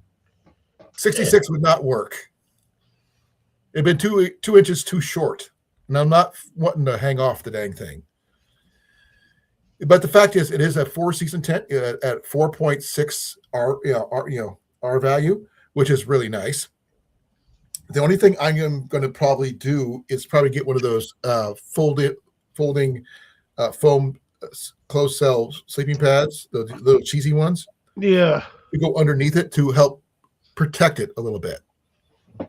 It does a lot of the same features as the Q Core did, but it has one feature the Q Core didn't have, and that is it has the quick release valves. Yeah, mine's got that. The Q Core had the old screw valves, Yeah. and but on that note, 2.5 feet. it had 2 holes in it that I could not find the second hole to get it repaired. Ian repaired it, and he is now the proud owner of that particular sleeping pad. Yeah, you just wait to find a hole in one of those as you start inflating it and you spray the thing with soap water. That's what I was doing that the first time, but I ran out of glue, to be honest, because I mean I was repairing a lot of different things at the same time. And I'm going to tell you something, Colin, that's going to make changing or fixing anything like that a breeze. Buy a 2.5 inch or 2-inch roll of clear Gorilla Tape. Buy the small rolls. Every time you get a hole, just cut off a square patch, stick it on there. Use some sort of roller to roll it on there, or press it on with a couple books, and that will hold air. And that patch will not come off. They do have something that's actually recommended for this, not just that one, but that probably the cheaper option is Gorilla Tape. Well, the thing is with the Gorilla Tape is that stretches, so it will stretch with the fabric. There's something called tenacious tape. Yeah, it's essentially the same thing. Yeah, and the thing is, I'm thinking about getting some of that. They did give me some patches, some mini repair kit to go with it. I'm hoping I won't need it anytime soon, mind you. But because if I ever get a chance to walk the AT, who knows that'll ever be a thing. I think. Okay, it's just you and me in here, right, Cliff? I think so.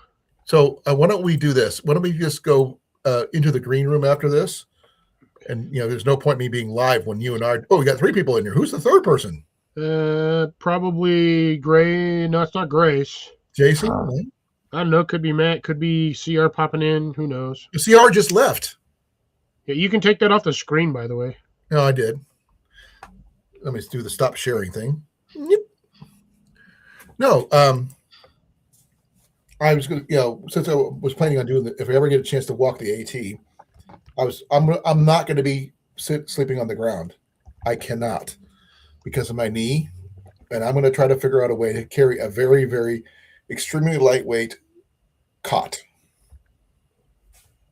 like a nature hike one that's got the legs. You can make it taller if you need to.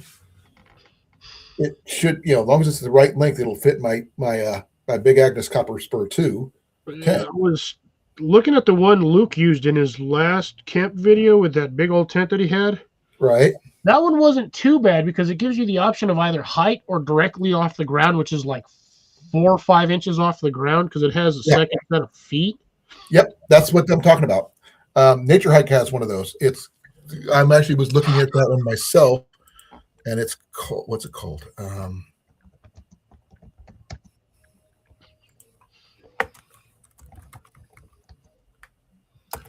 It's called the Army Wild.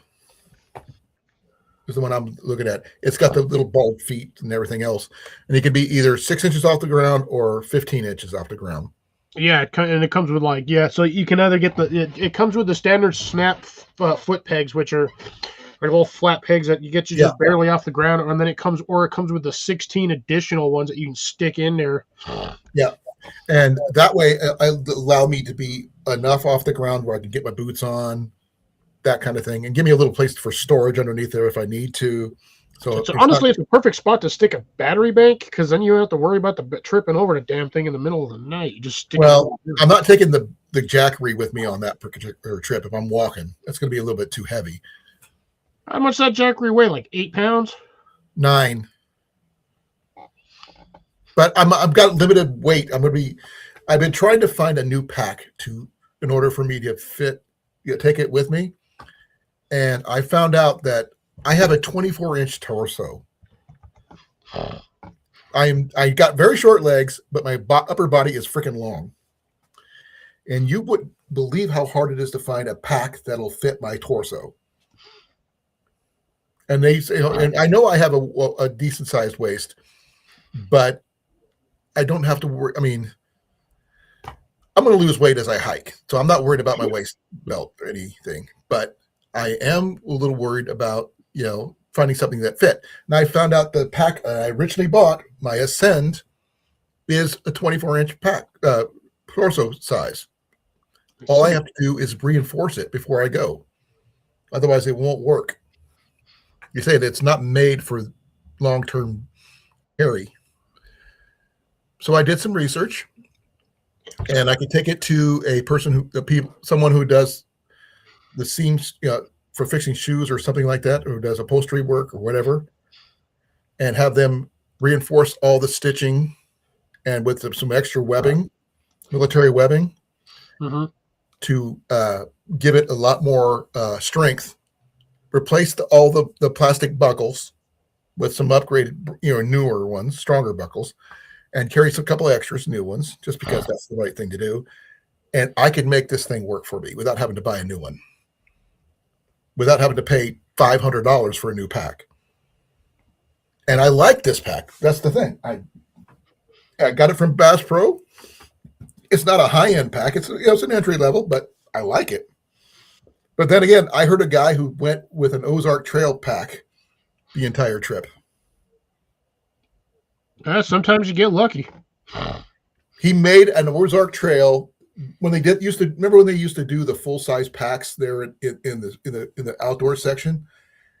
They don't do that anymore. But Ian's used to have one. I don't think he has one anymore. But that's what Ian went backpacking with the first time. He was with one of those Ozark Trail backpacks. It just wasn't fitted for him because he was just a little scrawny kid at the time. You've seen the pictures or the videos, I'm sure. Oh yeah, I met him in person. He's not exactly gotten that much bigger. Well, he's taller. He's taller than me now. There's tall, but not necessarily bigger. Here it is. He's getting stockier though. So the one that caught is the Nature Hike XJ-CO4. Well, the one is the Army Wild one, is what I was looking at. Yeah, the Army Wild folding cot is built for versatility and strength. It's $120 though.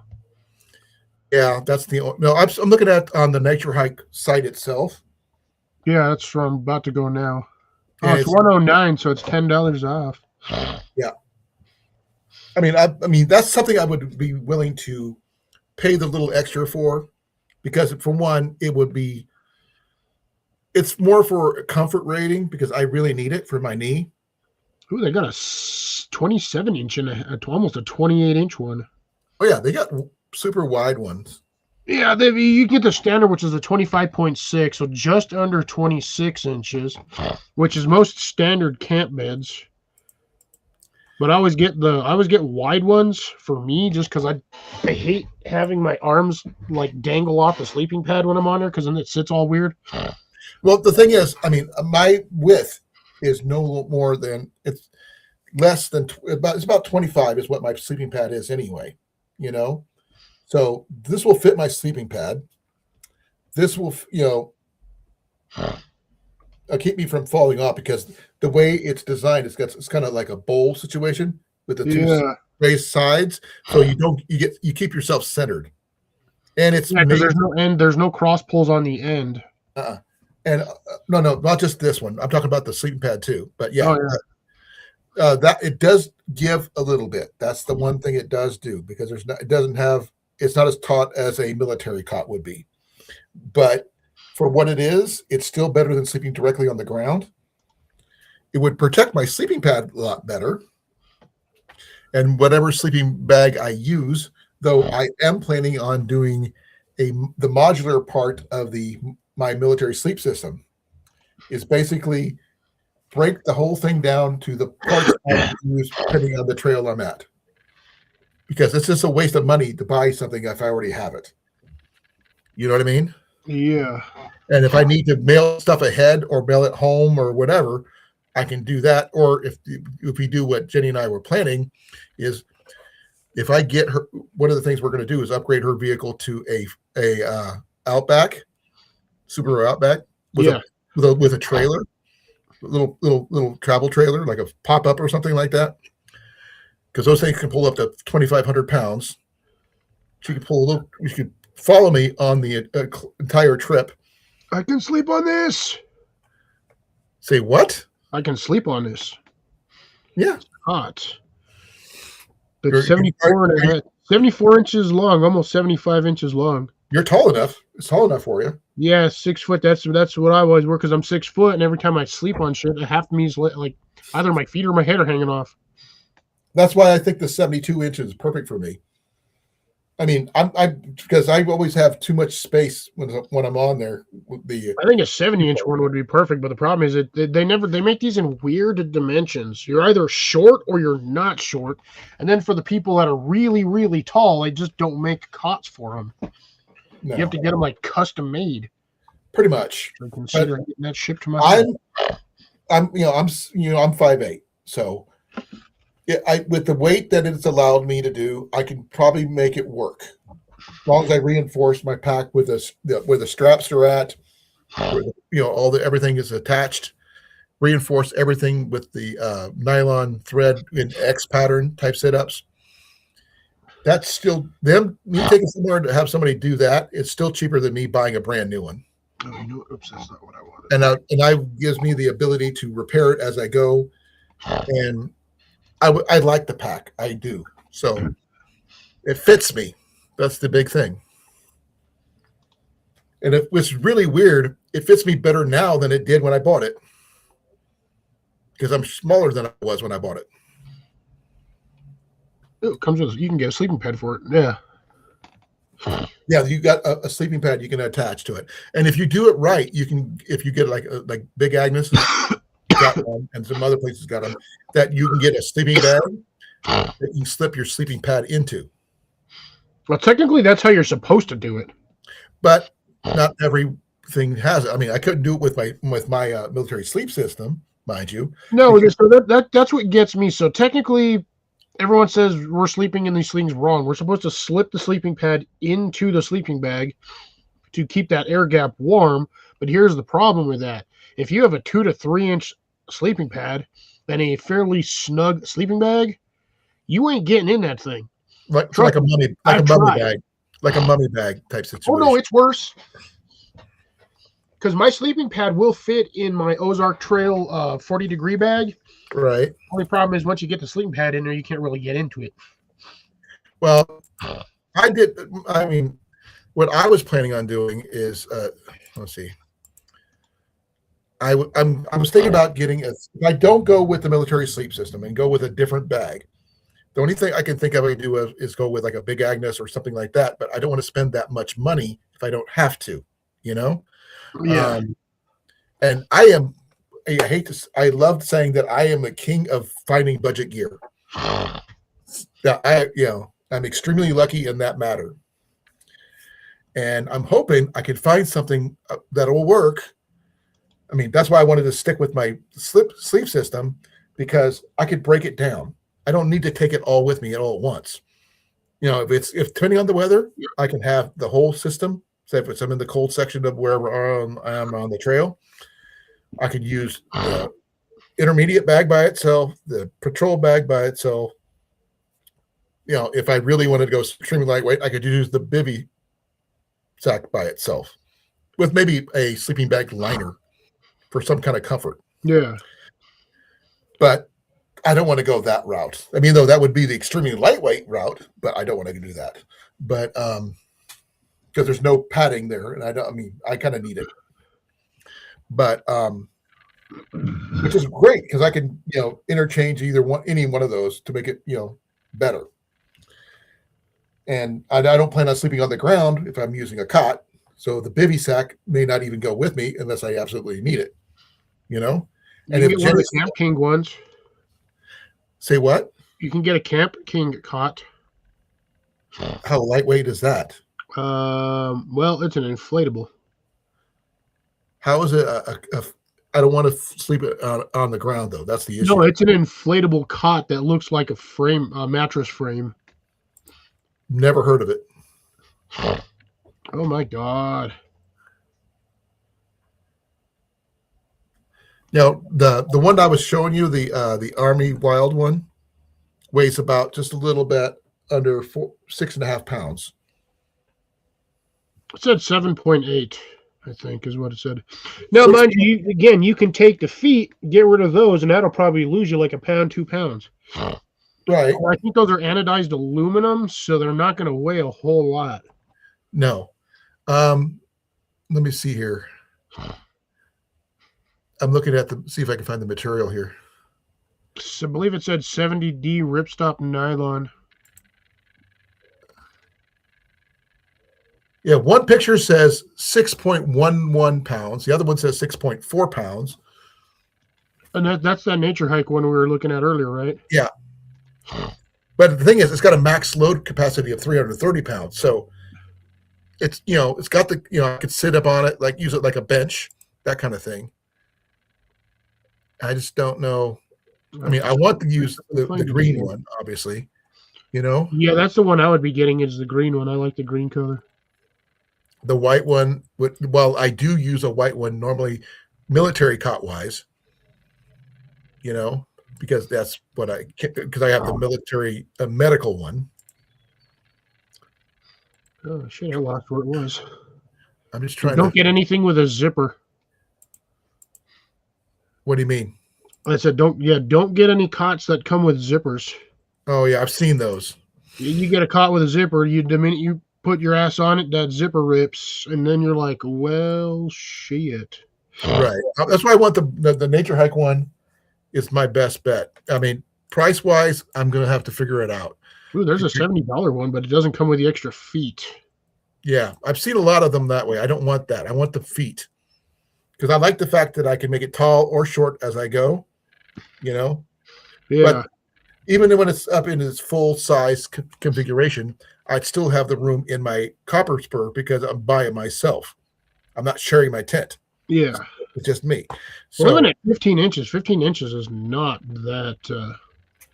But it's still tall enough for me to be able to sit up properly in my tent without hitting the roof. And I can,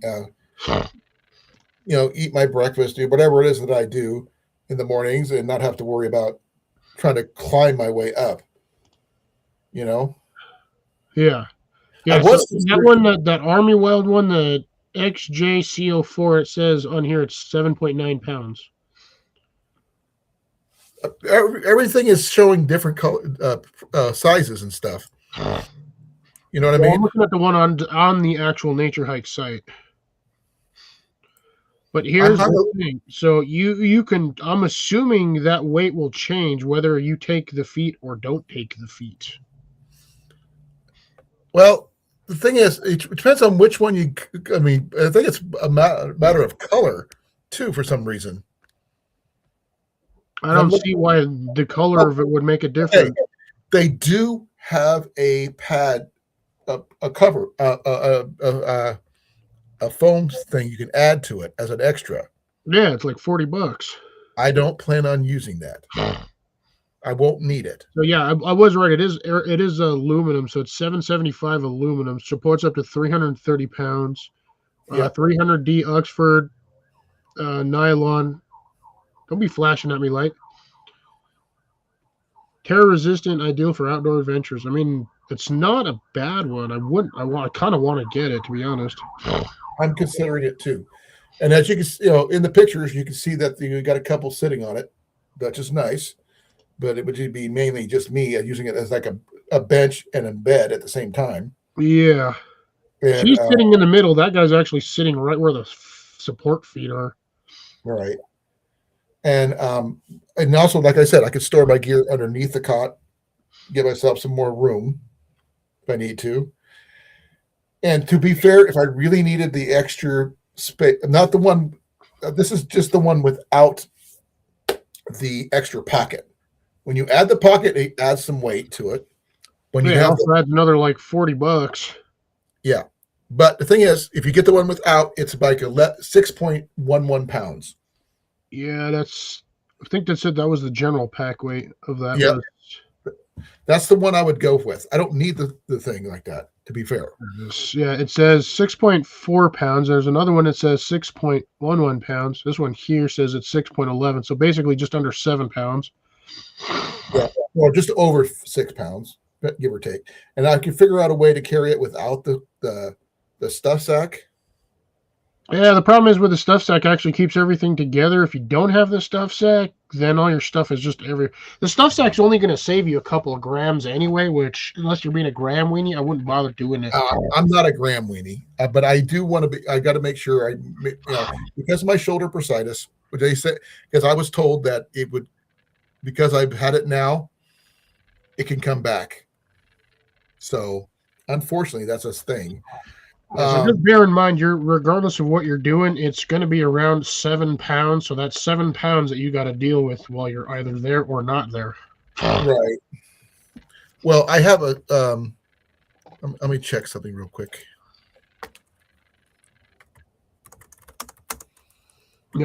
Apparently Amazon sells them Nature Hike. So let's see what Amazon has.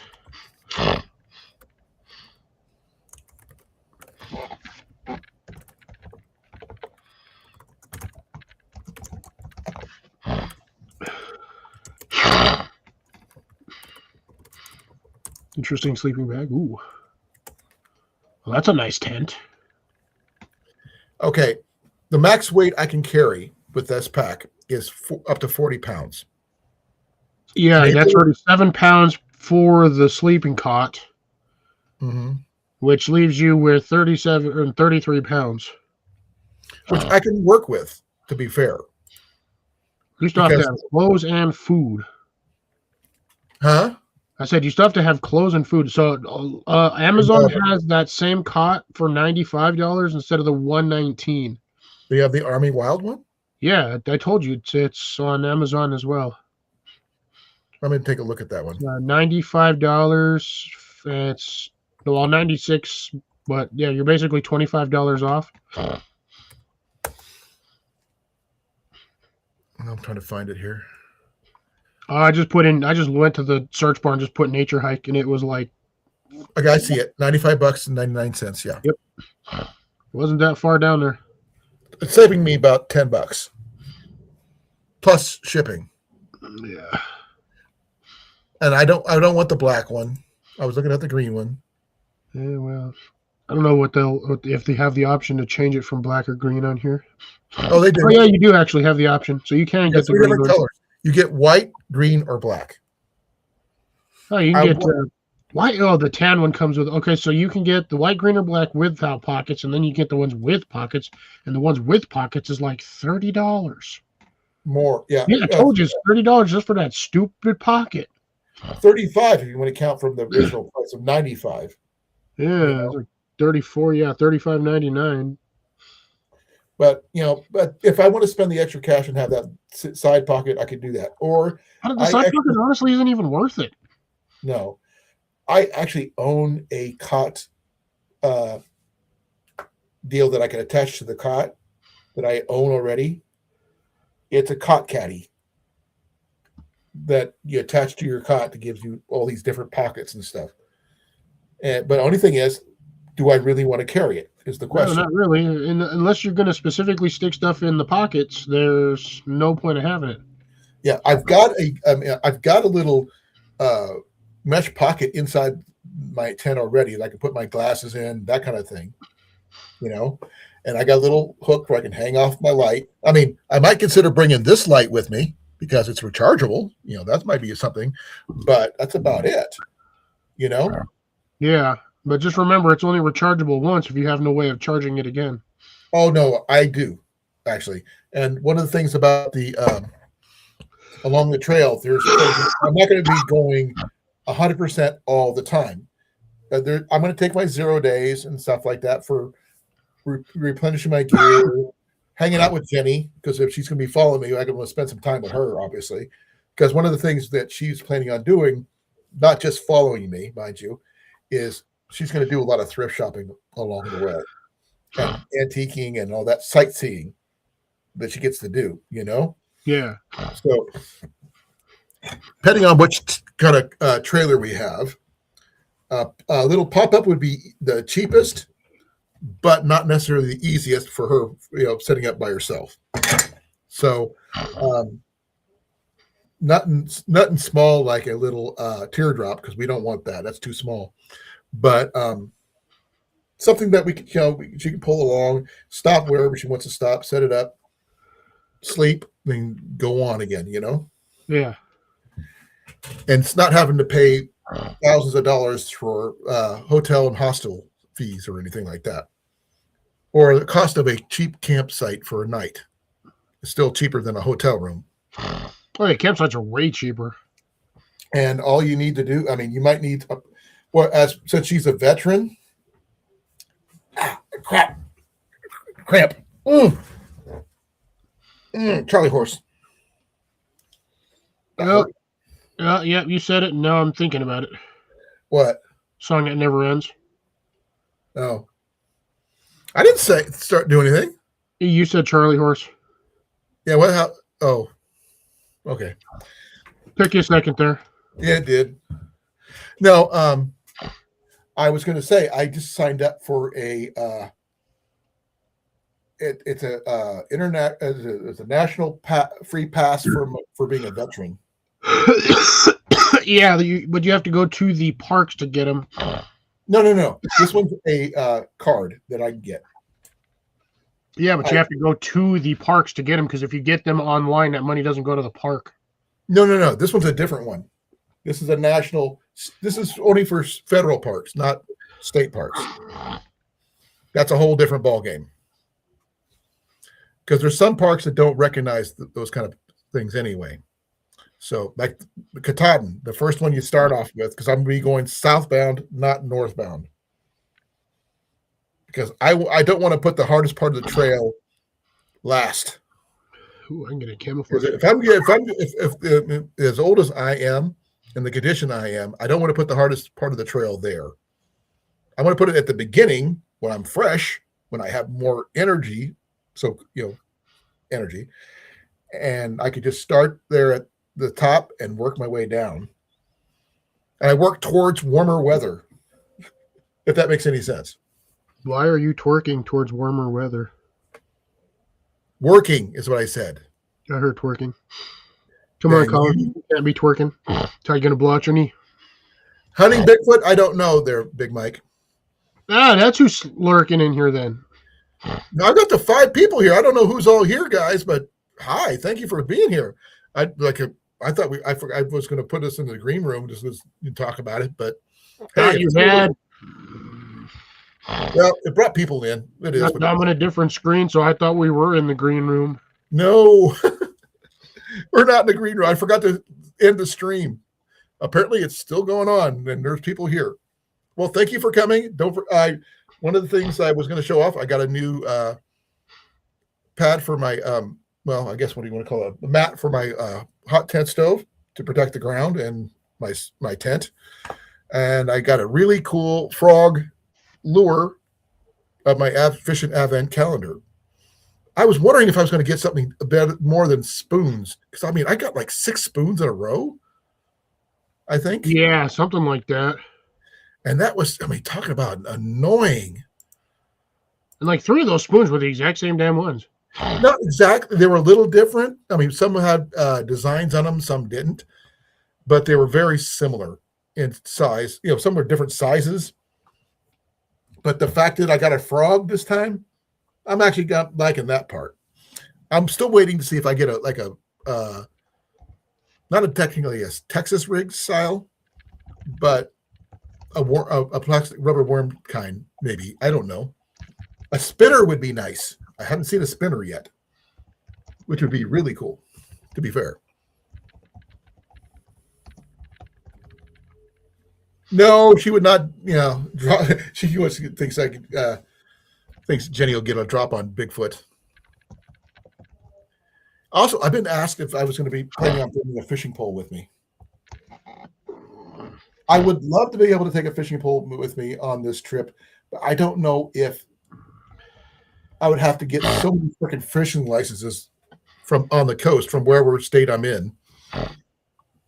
And some places, you know, you may not want to catch anything, you know? Yeah.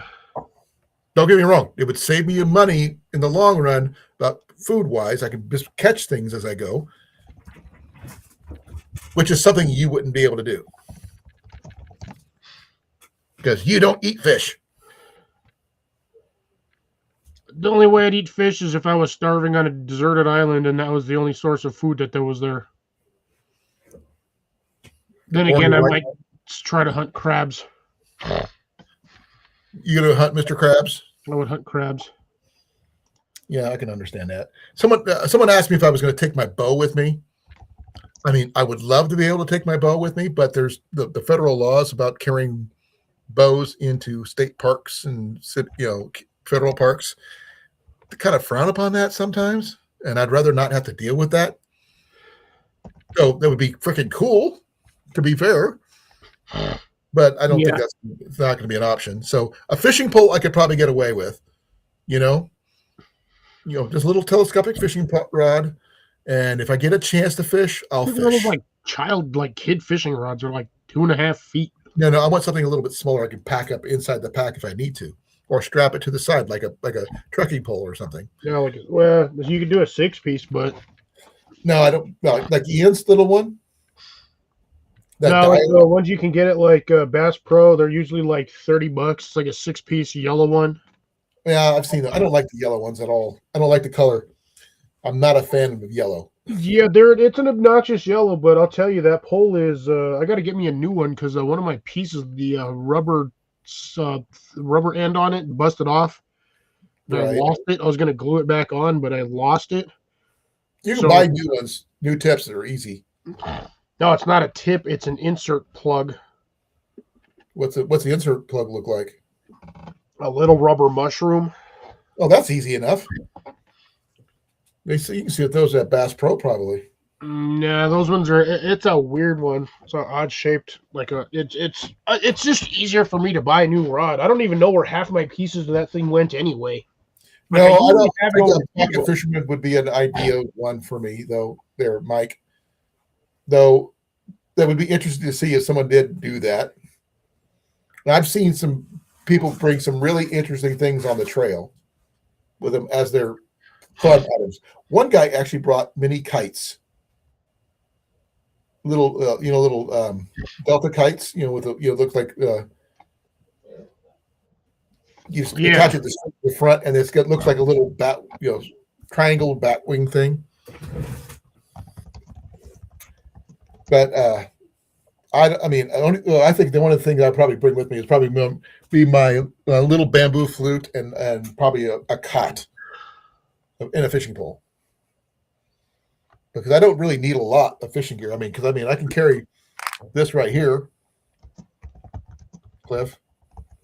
Sorry, I'm like, I can carry this with me, oh yeah. And now I could bring a bottle fishing rod type setup if I really, really wanted to, but I'd rather not. What you researching? Not researching. I'm back and forth between multiple lives. I'm not going to stay on too much longer. I'm I'm thinking, almost done. Either I should have been done at 9:30, but you and I were just talking. I forgot to hit the end button. yeah, I would like to live stay on on much longer, folks. kind of, Colin, as you can see. Oh, you're getting a suntan. You're getting I'm already your starting. farmer's tan there. 2 days in a row, and by next week, I'll be all nice and dark. It's ridiculous, dude. This weather is insane. It's March, and it was 90. Be careful about getting too dark, Cliff. Yeah. I'm not worried about skin cancer. No. The people calling up saying, "Oh, are you an American?" And my hair should tell me the difference. Doesn't mean anything. They pull people off the streets. You know that. Yeah, well, they don't. They're not really down here because they got better things to do. And the only reason why they're even over there is because that's a fucking red, in blue state. Well, and they're getting fought every inch of the way too. Oh yeah, they're going to get their up and comings, and whoever hits the square next is going to prosecute every one of them little shits. Well, I hope so. But anyways, enough about that because that's not why we're here. But anyways, no, we're not political here. We have our opinions. We will keep them to ourselves. yeah, for the most On another note, but we were discussing backpacking cots, and we were looking at the nature hike Army Wild for me. I was thinking about for a backpacking cot, which I could also use with my hot tent as something a lot lighter than my military medical one, which is the old-fashioned wood and canvas one. Very comfortable, mind you, but very heavy.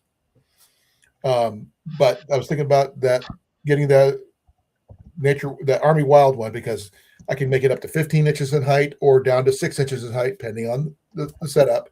And for just even if you get the basic one and it's 6.11 pounds, that is doable. Only thing I definitely would be adding is I'll be adding an actual chair. A backpacking chair. I do have a Helinox. over another 3 or 4 pounds. I've got a Helinox already that I picked up, but it's not the tall one; it's the short one. Oh, And I need the high back one because of my knees. I mean, most of the reasons I'm picking more comfort items is because of my knee. Now I'm going to have to make allowances for other things I won't be able to bring because of that. But honestly, I would just bring one of them cheap, like $20 Walmart folding chairs. I can't. Why? Wait. Dude, those things don't weigh anything. They're all aluminum and nylon straps. Yeah, and also not their weight is still. I'm still over their weight limit. I'm not. Those are like under 100. I've seen fat dudes sit on it. I ain't never seen anybody fall through one of those yet. Well, I want something that at least lasts me the entire trail. That will. So, like I was saying though, if Jenny's following me anyway in a trailer, pulling the car in a trailer, I can at least swap my gear out if I need to without having to bail anything. Yeah. And also I could, at certain locations, with exception of the 100-mile wood walk, which I wouldn't see her for a while, for like a week or so. Like 3, yeah, for at least a week. Yeah. Well, with me, normally it's say it's about 3 or 4 days, but I'm talking about with me. Even if you walk 13 to 15 miles a day, which is going to wear you out. Yep. Because that's almost an all-day trek. That's still going to take you like a week, even at 13 miles. I'm overestimating the time. I'd rather it be at least a week. Only thing I'm going to have to make sure I've got water and my food, enough food to make me through 100 miles. And the thing is, guess who wants to go with me? Ian? Oh, yeah. And I told him one thing. My food is my food. You carry your own. If you run out, that's on you. Now, would I help him with water? Yeah. Yeah, AT's got spots where you can hike off trail for a little bit and get water. They're We all do have- over the place. Yep. And we might get lucky and find some trail magic or something like that, which is really cool. But that's not something we should rely on. No, because really those things are kind of like see a penny, take a penny. It's hit or miss if it's going to happen. They're kind of designed to like give and take for Right. a lot of those caches. No. The trail magic is what I'm talking about, not just the caches. Is that the people who are making like breakfast for people, that kind of thing. Oh yeah, you might find those randomly. Yeah, not every day or anything like that, but if you do, appreciate the hell out of them. Oh yeah, no, because they're basically saving you time and money. Exactly. You don't have to stop for 45 minutes to make breakfast and then go on your merry way. Nope. You You can can make a full complete breakfast, and you will at least get enough energy to make it through the day. And that's a big. Just don't wander off with your food, because a lot of the times they use foil, so you're going to be stuck carrying that foil all the whole damn trip. No, I wouldn't leave until I was done eating, and then I'd pack get my pack back on and hit the trail. And I just leave my pack on, eat, and then just go. Yeah, that's why I would have my my folding chair on where I could get to it, where I could sit down properly instead of having to sit on a stump or on the ground. Because, like I said, sometimes those people will provide seating. They bring those like portable benches. Some of them do. Some do. Not everybody, but as an option, I'd rather have my own because I always guarantee myself a place to sit. Yeah, a Big Mike, that's a good option until you hit a branch and scare the shit out of yourself. Oh, or can you imagine someone doing that with a weather balloon? Doof. Yeah. Oh, you get stuck in the trees. You No, 100% get stuck in the trees. Chopsticks, I've seen a lot of people bring chopsticks, to be fair. Honestly, you can buy a case of these things, these like super duper cheap ass ones, and when you're done with them, you can just stick them in the fireplace. Or you can, if you have a knife already, you can just carve a couple sticks out. Yeah, that's what I'm saying. The chopsticks are easy to make anywhere you go. Right. I may or may not be making my pack lighter by changing out some of my gear, but there are some things I am not exchanging. I am not going to use a canister stove because once you have them empty, you have to carry them until you can dispose of them properly. Oh man, these things are super duper cheap. You can get the ones I just showed you. You can get 100 pack of them for like $5. No, I don't. I'm going to go with my current set for now, but I do have that to Pierce that you found. That spork. Oh yeah. I got that. I can bring that if I need to. I mean, yes, it has a very cheesy ferrule rod, mind you, but it's still it's got one at least, and I could use it with my MSR Whisper Light, which I plan on taking that instead of the alcohol stove because it would cook faster. I want to stick with my Alpine cook pot and my kettle, my MSR kettle, because I like my kettle. Damn, everything's all fucking sold out. Well, that sucks. What would you bring, Cliff? Cook in or cook with? Dead honest, I would probably just take my freaking not my kettle. What the hell's that damn thing? My zebra pot. Your zebra pot? Yeah. Is that your Billy pot thing? Yeah, zebra pot, Billy pot, same difference. Yeah. I don't have one of those. So I'm going to use my MSR Alpine 2-pot set that has my kettle inside it.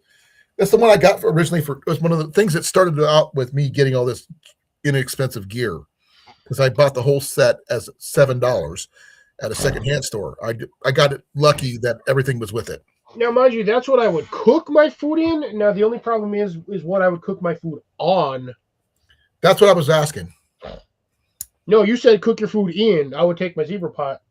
Well, that makes sense on that one. But what would you cook with? Yeah, see, that's the thing. I would have to take one of my butane stoves. Do you really want to do that? I mean, isobutane don't weigh that much.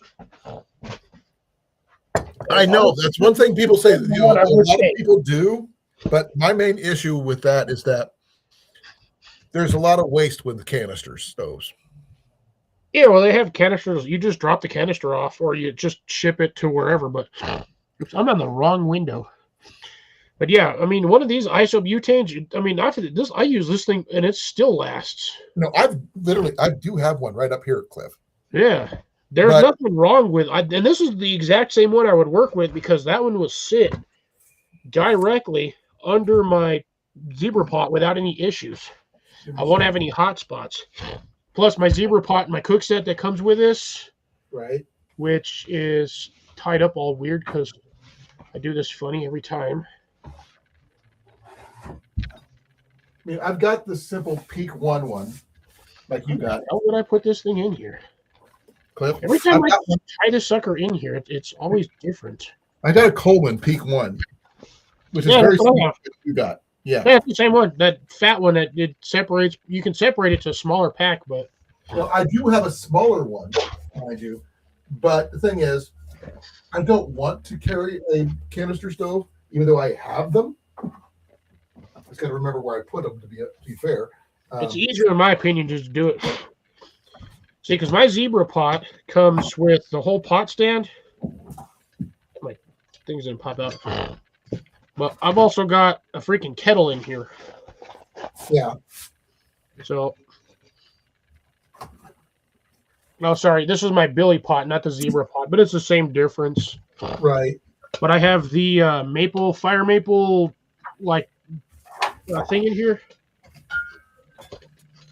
Only thing Yeah, I don't have is silverware. No, I got mine. Ooh, my chair just went. That's my fire maple right there, and that It's a actually lot like mine. Yeah. bag. Mine is the actual MSR kettle from way back when. I gotta cut that off. Actually, shit. What'd you cut off? I gotta cut off the tab on here. That's a little long compared to the one on this side. Okay, you can't. Can you bend it? No, I just take a grinder to it and just cut that off with a cutoff wheel. Oh, you got a little Dremel. Yeah, I can hit a cutoff wheel on that one. I gotta bend it. It's a little tweaked. Well, the thing is, you know those Walmart has those really small versions of those little canister stoves. You know, Yeah. smaller than the one we just showed you that we both have. But the thing is, those are great. They're like the Pocket Rockets. Really, it's a knockoff, mind you. They're fast. They're great, but I don't like the fact that the canisters have to be carried until you can get rid of them. And I'm going to use my MSR Whisper Light, Yeah, but once the thing's empty, they don't weigh nothing. but you still got it takes up space. If I don't want to use the space, I've got my MSR. You know, it uses white gas fuel, which you can get anywhere along the trail. And and if Jenny's got the big canister, Yeah, that takes up even more space. huh? I said the MSR takes up even more space. Not well. Yes, well, because you have that's a huge canister that you need in order to fuel that stove. Well, here's my canister right here, 20 Yeah, ounce. that takes up a lot of space. Yes, but the thing is, I don't have to keep on if I have to get more than one canister for my stoves. If I run out, I have to carry the empty one with me until I can find a place to dispose of it. And there's not a lot of places you can dispose of it properly. Get in that thing. But this one here, I could refill over and over and over again without having to do much to it. And Yeah, if but you're Jenny has- it goes to the problem with the freaking stove is that thing eats through fuel very quickly. no, not as much as you think. No, yes, as much as you think. I've used that thing for decades. Which one do you have? Fuel. I had the MSR Whisper Light. Okay, do you have the gray pump or the red pump? Mine was the red pump. Okay, you got this one. No, my whole pump used to be red, but then they changed the model. I had to buy a new one of those for it, but they still use a lot of fuel. Well, this one here is the the latest version. And Yeah, I it's have that on mine. and it's a really good one. And I'm willing to go with the size, but the weight is negligible compared to having to carry empty canisters with me when I don't need to. Yeah, but the empty canisters, again, they don't weigh much. I don't like the waste. That's my biggest issue. This is reusable. Those aren't. Says who? Well, until they recently started doing being getting the little nozzles for filling them up, you can't just fill them up on the trail. True. But I'd And still you end rather up take having this with to, me. I think you have to heat up one and cool down one in order to get it to transfer kind of situation. You vacuum them. Well, the thing is, this right here does everything I need to do, and it's controllable too. Yeah, So- I mean, I have the same system. Mine's still sitting in the box over here, and I got 4 canisters of fuel. Or I still 4 got the canisters box. outside. I still got the box. It's over there on my shelf. But this is the one that Scott demoed for Yeah, on that his won't channel. fit in my bag. Shit. I need a pot grabber. That's what I need for that. No, because it's technically just designed as a. I have a pot grabber. I had 2 of them until somebody jacked all the stuff out of my truck. I have more than one. But I like the fact that I can get this by the gallon, and if like I said, if Jenny's following me, I can fill it up as I need, and a little ounce of fuel in this thing will last me. This whole thing will last me about 100 miles easy, couple days, easy, no issues. Minimum burn, that'll last you, I believe it I'm not was cooking full meals with it. That's the big, burnt moderately, it'll last you about 6 days. and that's quite a bit. To be I fair, don't know who the hell Ragnar is, but he says he's backstage. okay. Well, it doesn't matter because we're going to end the stream in 4 minutes anyway. I don't see anybody backstage. Yeah, well, that's set at There he is. 8:55. That was literally a minute ago. Okay. Hello? I don't see him. I don't even know who that is. Was that Wolf? I think so. Maybe. Ragnar, are you there? Nope. He's gone. I couldn't see him. Hey, whatever. We're just about done, folks. It's almost 10 o'clock. He's got to go. He's got to go, and I got to go. Be well. Be safe, folks. I love you all. And we're out of here in 5, 4, 3, 2, 1. And whatever you want to say. Huh? Missed it? Oh, no. I probably got it in there, but. Wait. There's Ragnar. Sorry. Give me a second. Let me do that. Let me keep streaming here for a second. Hey, are you there? There you are. You and whatever streaming platform you have, because there's so many of them. And, oh, damn, there goes the lights. Now we got to go dark mode. I was wondering. I couldn't see you. And I just did an update to YouTube, so YouTube's being freaking extra stupid. Well, I haven't seen you in a bit. Which is an understatement because, You caught me right at the tail end of my live. that's okay. That's okay. I'm a lot to handle sometimes, so a little bit of me in small doses is probably better. You go a long way. Hey, I will give you the perfect analogy, and I'll take it a step further. I'm like a puppy dog. I get excited. I get the zoomies. It's real positive. I just don't piddle on the road. Furthermore, if Are you sure you don't do that? I haven't gotten that drunk yet. Furthermore, if I was a breed of dog, please, somebody knows exactly if you know me. Chihuahua. No. The hell no! No. Noise all the way. Freaking human missiles go, go, go, go, go, go, go, go, go. I would say a pug. Pugs are awesome because I watched Milo and Oates when I was a kid, but hell no. Hell no. Hell no. Well, I'm glad you're here. Look, I'm did you a have something you wanted to functional share? dog. I'm a functional, useful dog, not a lap dog that looks, oh my God, he's so cute. My next option was going to be Pomeranian. The only Pomeranian that comes to mind is the vampire one from freaking Blade Trinity. Yeah. That's okay. That's okay. On the note of outdoor stuff, I got me a new knife just recently. I got a new mat for my hot tent stove. So, that's a nice one. I've got one of those. K-bar. No, I actually got one of those. Oh, the SOG HQ. Okay, I don't have the SOG. That's just a mini. It's just a mini version of the K-bar. No, I don't have the SOG. I No. got one like it though. So I don't know if Mine's a Smith and Wesson. I don't know if since I found it that I've shown y'all, but I came across. I mean, when I find stuff, sometimes they're nice stuff and they left to buy. Can you do me a favor and turn your volume down just a bit, please? Oh yeah, I'm sorry. Or I just won't be that loud. How about that? Okay. That works too. You know, if I just don't talk so loud, turn my volume down.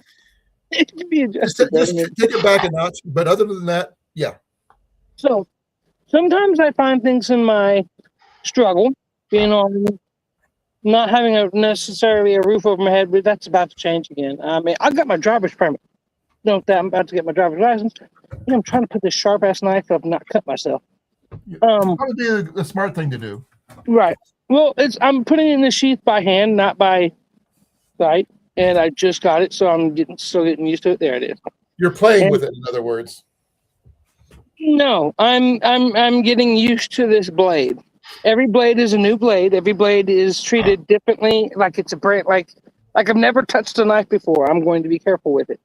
But I did come across, and I don't know if I told y'all. I think I might have, but I'm not sure. I came across what is so technically he had said K-bar, and K-bar, if I'm not mistaken, was back in the day, or even now, was what they used on the military.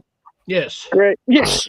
With a giant hole in the handle, and people look, what's that for? To go around the barrel of the rifle that you're attaching it to. Turn it into a bayonet. No, that's a bayonet knife. Those are usually designed for I believe it was the M1 Grand is what those were. So that's a bayonet knife. I actually have one of those. It's a giant. The sheath is made out of plastic. It's heavy. It attaches to your leg, your belt. Yep, It's got metal on the sheath. So that's one of those. I got one of those too that I found out too. Ugly, like diarrhea, throw up baby green. No, it's all black. Oh, okay. Yeah, no, I have one that's green, and then it comes with like there's a clip on there. OD green? If it's actually clipped to the gun, you have to actually unclip it and slide it off. The one I have on the back of the handle. Yep. Let's say you had a survival knife. Most survival knives come with an unscrewed point at the back side, so you have it like your compass, your matches, and string, whatever, fishing, whatever survival kit they put in there. Yeah, this has these little clamps. So I'm like, what the hell is this for? This doesn't seem to open. That's to attach to the rifle itself too, so that it stays extra clamped down, like you're talking about. Yeah, I have mine's I don't know if it's a 12-inch blade. I think it might be an 8 or 10-inch blade. The one that I have is like this damn long. It's huge. It is a big scary knife. It is in the category of that's not a knife. This is a knife. Well, I lied to you guys earlier. I have never found a knife. Someone else is here. No, that's me. Oh. I find knives all the time. You just gotta know that's what I have. I have one similar to that, but mine doesn't have the leather wrap, the old school leather handle. Yeah, that's old school. That's NOM style. No, that's Marine Corps style. Yeah, that's Marine Corps NOM era. The one that I have is solid black. Yeah, my dad had one of those. No, you most likely have a solid USA made on the side of that thing. It's heavy. It's even if there was no blade on it, you could still knock somebody out with it because it's so heavy. Well, I was going to show you. I did have a knife that I found at my old house where I used to live before I got moved out because of mold. This is going to sound stupid, but I got this one. I actually like knives. That's a solid knife. That's a decent knife. A little paring knife from a kitchen knife set. I found this under the stove in the kitchen. I feel like if you're going to randomly get into like a John Wick kind of knife fight, that would be the kind of knife you might grab randomly. This is my favorite. It is a full tang. Yeah, they're not bad knives. They're expensive knife set, Bill. By the way, this is the only one I got of this one, but I still like it. That's what I Wolfgang use. Switchblade. That's what I make my supper with. I cut my chicken with this.